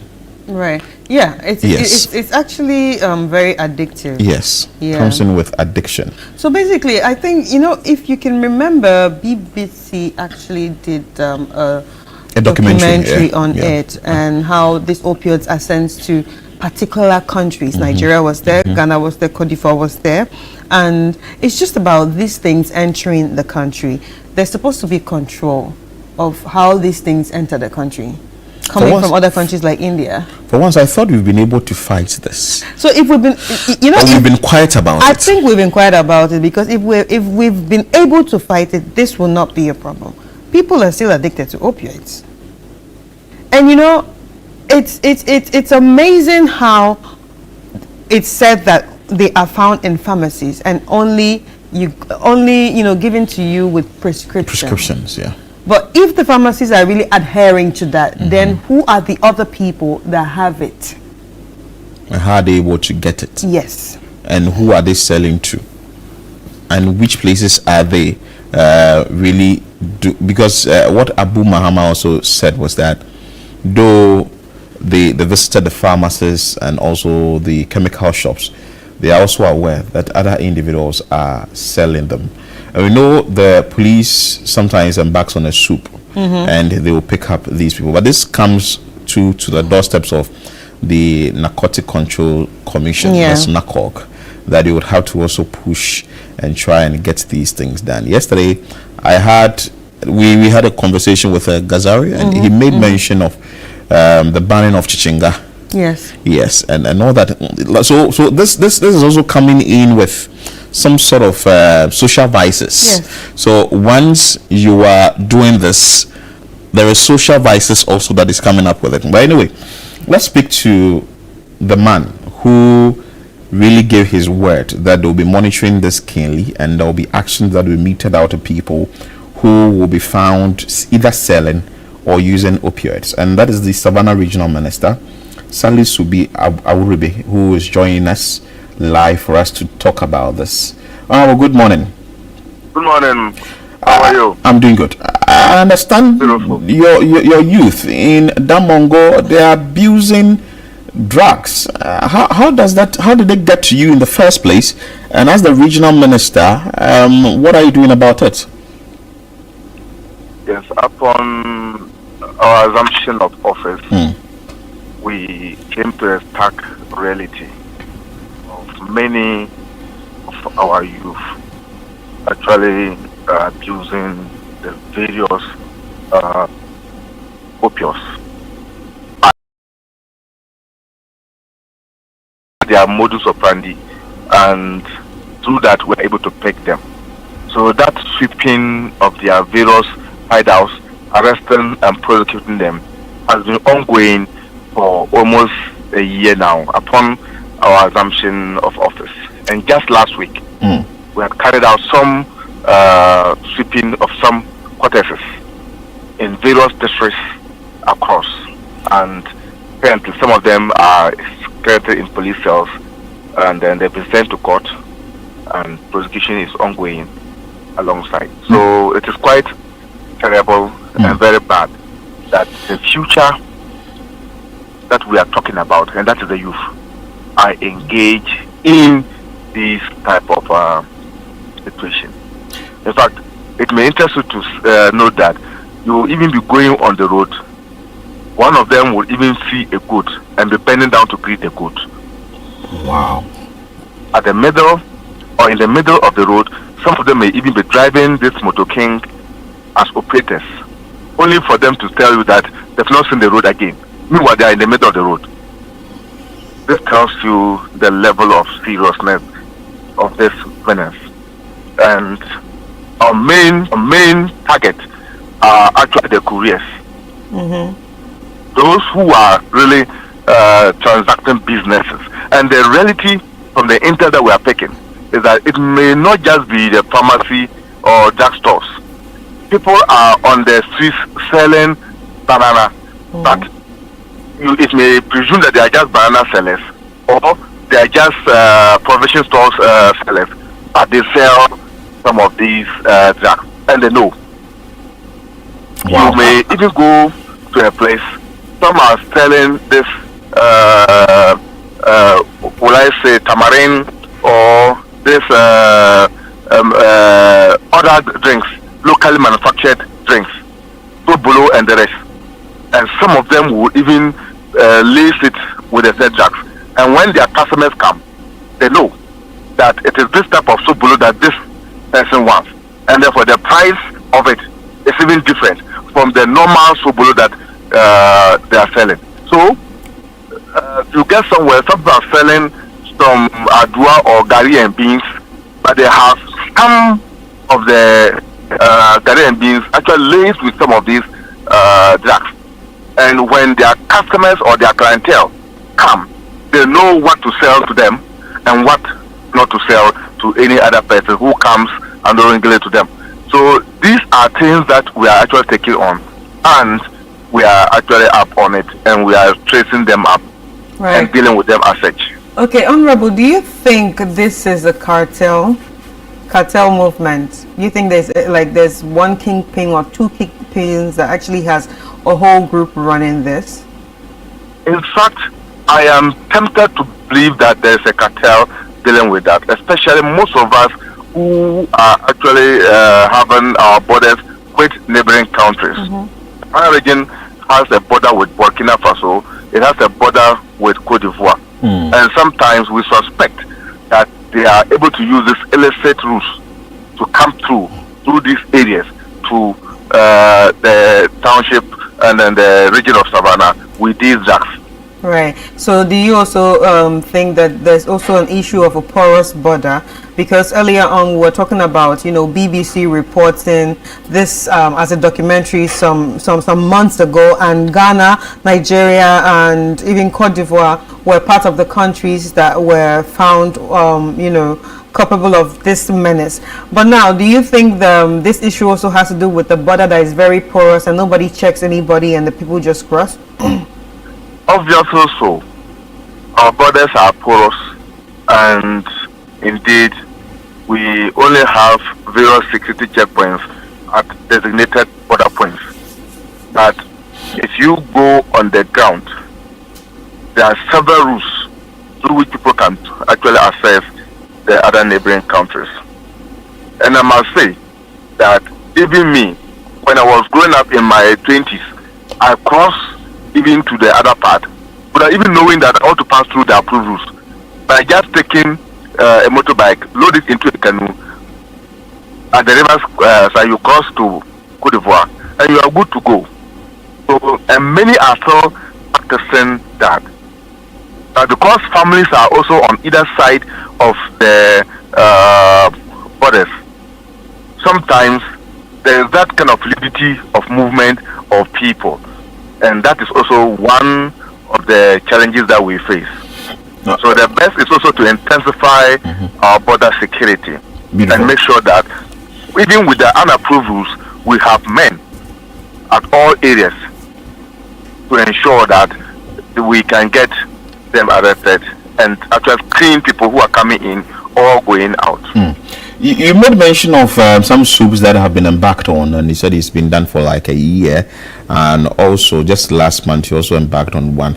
Can you give us any estimate, the number of people that have been arrested or you were able to get hold of during this period in the soup? In fact, some have even been punished. They've been given heavy fines. Some are in custody, but I'm not able to give you the exact number. Just this Saturday, whilst I travel out, the police even carried out another swoop, and you get people calling to say that, oh, this person is engaged in ABCD and they've arrested the person. Then we said that's even good for us. So I thank my regional police commander, thank my narcotics commander. They are doing very well on the ground, and our NIB officers are also helping us very well to get to the hideouts of all these people. And I understand job creation is one of the problem in this case. Do you side with that? In fact, the devil finds work for idle hands. It's partly due to that. But the reality is also that there are people who have menial jobs, and they take some of these jobs as ergogenic or psychological or whatever aid that they think. And they think that when you take some of them, it even empowers you to work harder in that respect. Some of them, I must say, that they tell that, look, if you get even your partner and you're able to take some of them, it enhances your libido or your potential to even go more than required. So these are some of the defeats that inform some of them from engaging in these type of drugs. And when they get into it, they find it difficult to come out, and that's when the addiction increases by day. Right. So it is one job is one, and that notion, that wrong communication, that misinformation, that it has a higher potential to enhance their work or their performance is also another cause. Right. So, Honorable, we've talked about the sweep. We've talked about, trying to eradicate the drugs out of the system. But we've not talked about, rehabilitating people who have, gone through this issue of abuse. And, abusing illicit drugs, you just don't let it go. It's addiction. Addiction is not simple to let go. So you need to go through some rehabilitation process for you to be back to normal and then join the community again. Are there any plans to rehabilitate people or build rehabilitation centers there? Yes. In fact, in the whole of Savannah, there's no single rehabilitation center. So it is an issue that we've taken up, and we are discussing with the relevant sector agencies and ministries, and even development partners, to see how we can get a rehabilitation center within the Savannah region. And this will go a long way to ensure that whilst we are carrying out the necessary punitive sweeping sanctions on those who are already into it, but those who have now even gone beyond just the normal consumption of them, and they are now very well addicted, and then they are like banana on the streets. we ought to as well get them to be able to rehabilitate. And I think that we are on course. We are hoping and praying that by the contacts that we are making, within the shortest time, we can get a rehabilitation center. Right. Well, thank you so much for your time. Good work done. As the Regional Minister for Savannah Regional Minister, Salisu B. Aruebe, who has actually spoken to us extensively, plans to ensure that the youth in the area do not abuse illegal drugs, and also what they are doing to apprehend or arrest these individuals. And something that he said, interesting, you be riding Pragya or Mutukin, and in the middle of the road, you're like, there's no road anymore. Yeah. So it will be scary for even the passenger. Yes. It's very risky for every passenger on that, in that area, because now you're asking yourself, this person that is going to ride me, is he even normal? Is he okay? Because yes, they appear okay, but it's in the journey that you will realize that this person has gone a bit cuckoo. This person is high as a kite, and that can be dangerous. So they might even see a truck coming, and they will think it's a traffic light, and they'll say it's green. Maybe the light just shined a bit. They'll say, oh, it's green, so let's just pass through. Oh, because they're abusing drugs. Yeah. And the people that speak to goats. Yes, you greet a goat. Knows, how far. Oh, I because to hear from the authorities, and especially the regional minister, to tell you what it is and how serious the situation is there, it really needs a lot of attention. It actually needs a lot of attention, because if you're active on social media, they show you places like Pennsylvania in America, and even Boston. I saw different places where they have this issue of drug to people standing and sleeping, and you would not imagine that it's going to be happening around us, but now it's actually happening here. Let's bring you the convener, Mustau Habibu, who is in charge of the movement. Good morning, sir. Muftau. Good morning, boss. I want to find out from you. You are leading this charge. Is it the entire Damongo area, or just a portion of it that is affected by the illegal usage of the drugs by the youth? All right. Thank you so much. I appreciate the opportunity. And then I want to also give out a special thanks, because you people have given this very situation some special attention. It needs to actually be addressed. It's not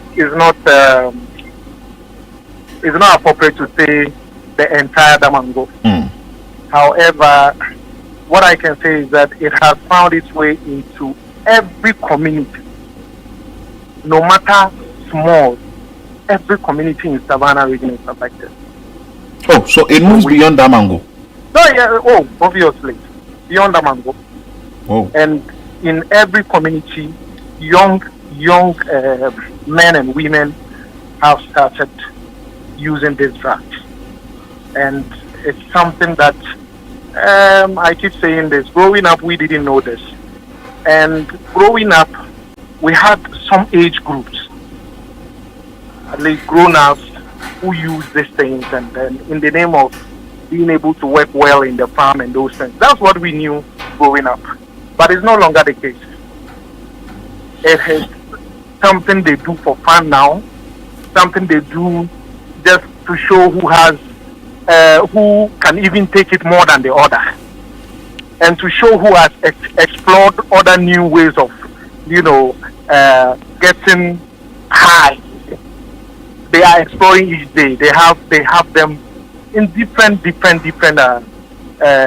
folds. So it has found its way into every community. But the fear is that once it is there now, because the number of youth that I knew in Damongo who were into this, if you go back today, I can rate it over 100%. And so when we keep quiet and watch it, what it means is that a few years from today, almost every part of the region will be affected.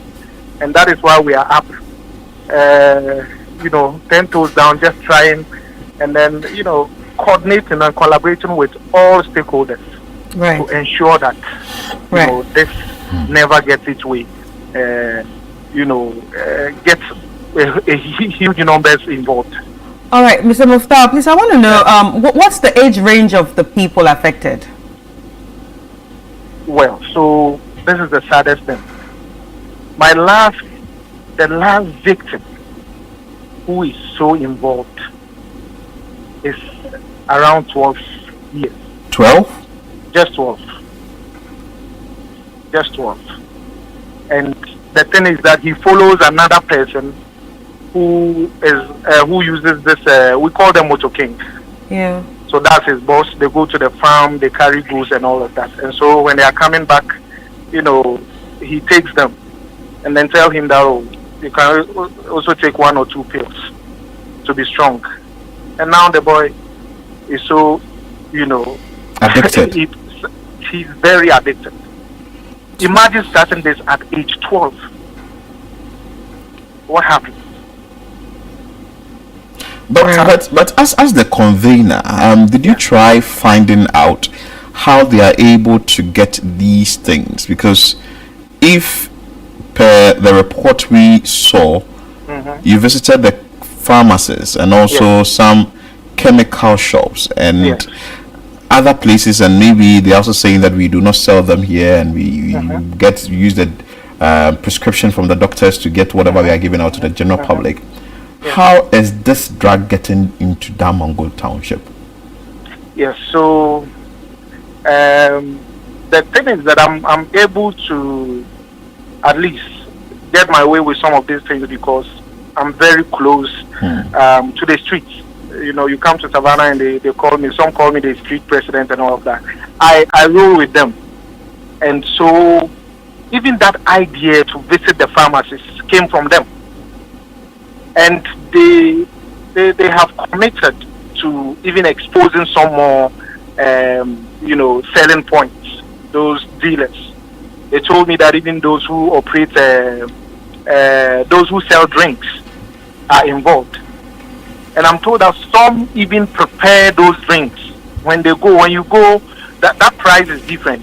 And they know the customers. So once you go, they just pick it up and give it to you. And the fact is that they are making a lot of money from that. And so what we are doing, I won't mention which stakeholders completely, but some of my boys, I call them my boys because yes, we are together. And then not together in using drugs, but I think that mostly is not appropriate to kind of separate yourself from them if you actually want to help them. So you have to get closer to them. And the last time, even though you didn't ask this, but before Christmas, Rexec embarked on some operations. Yes, they were able to fly them out of their areas where they sit to do this things. But trust me, the next thing that happened is they were using their own rooms. So one of them will dedicate his room and they will rather decide to sit there. So you see, it's not something you can just use brute force to stop because they will always have a way.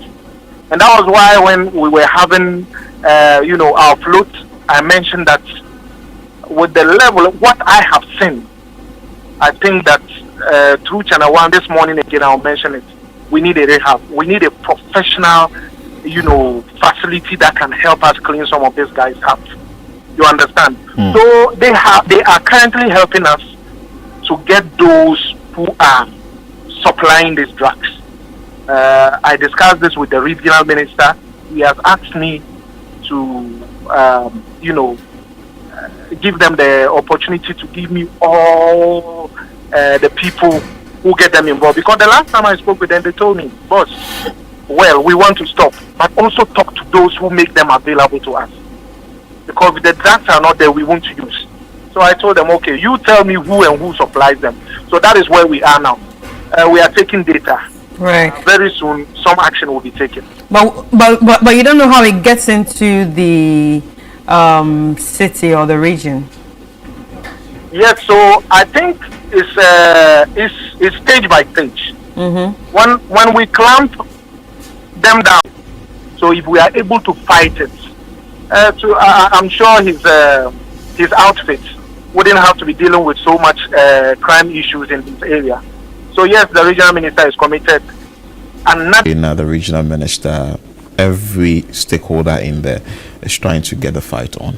Yeah, I think while they're getting the fight on, the most important thing is to think of a rehab at the end of the day, because in as much as you get people out of this situation,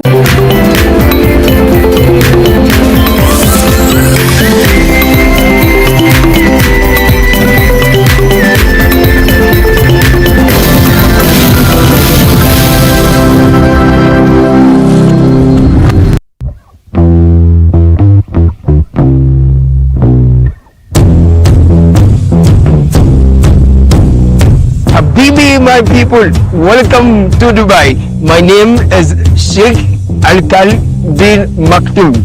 Pleasant. We're hunting no complaints now. Be bringing the fair no too. Dubai is one of the most organized, well-endowed countries you would find. You've been here for 7 months. Yes. Without a job. Yeah. How is it like? So hard. Tell me about it. Struggling, renting and feeding is so hard. Every frame per second of their lives in Dubai tells a story, and we've got it all captured right here on Beyond Borders, only on Channel One Television. So don't get told, don't miss out. Catch these compelling stories of Ghanaians in Dubai only on Beyond Borders on Channel One TV. Beyond Borders airs every Wednesday at 6:30 p.m. only on Channel One TV and is brought to you by Copen Hospitality.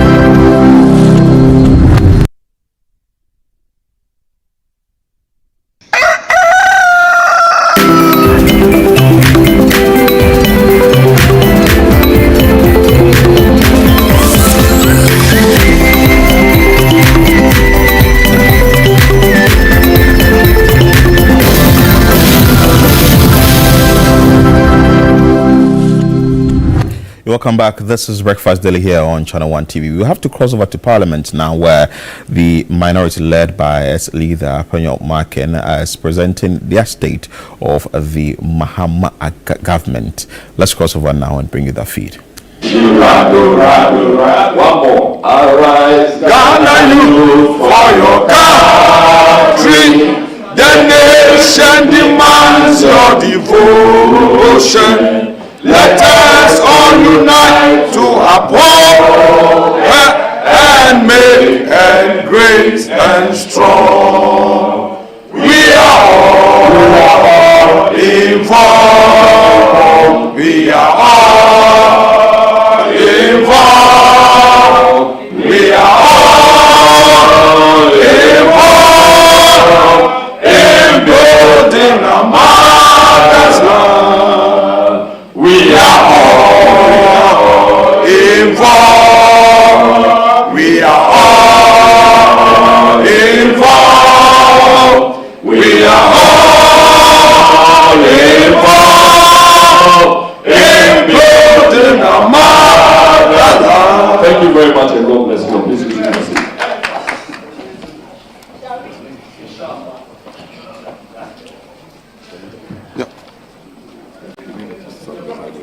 That's okay. Yeah, which of all? It's okay.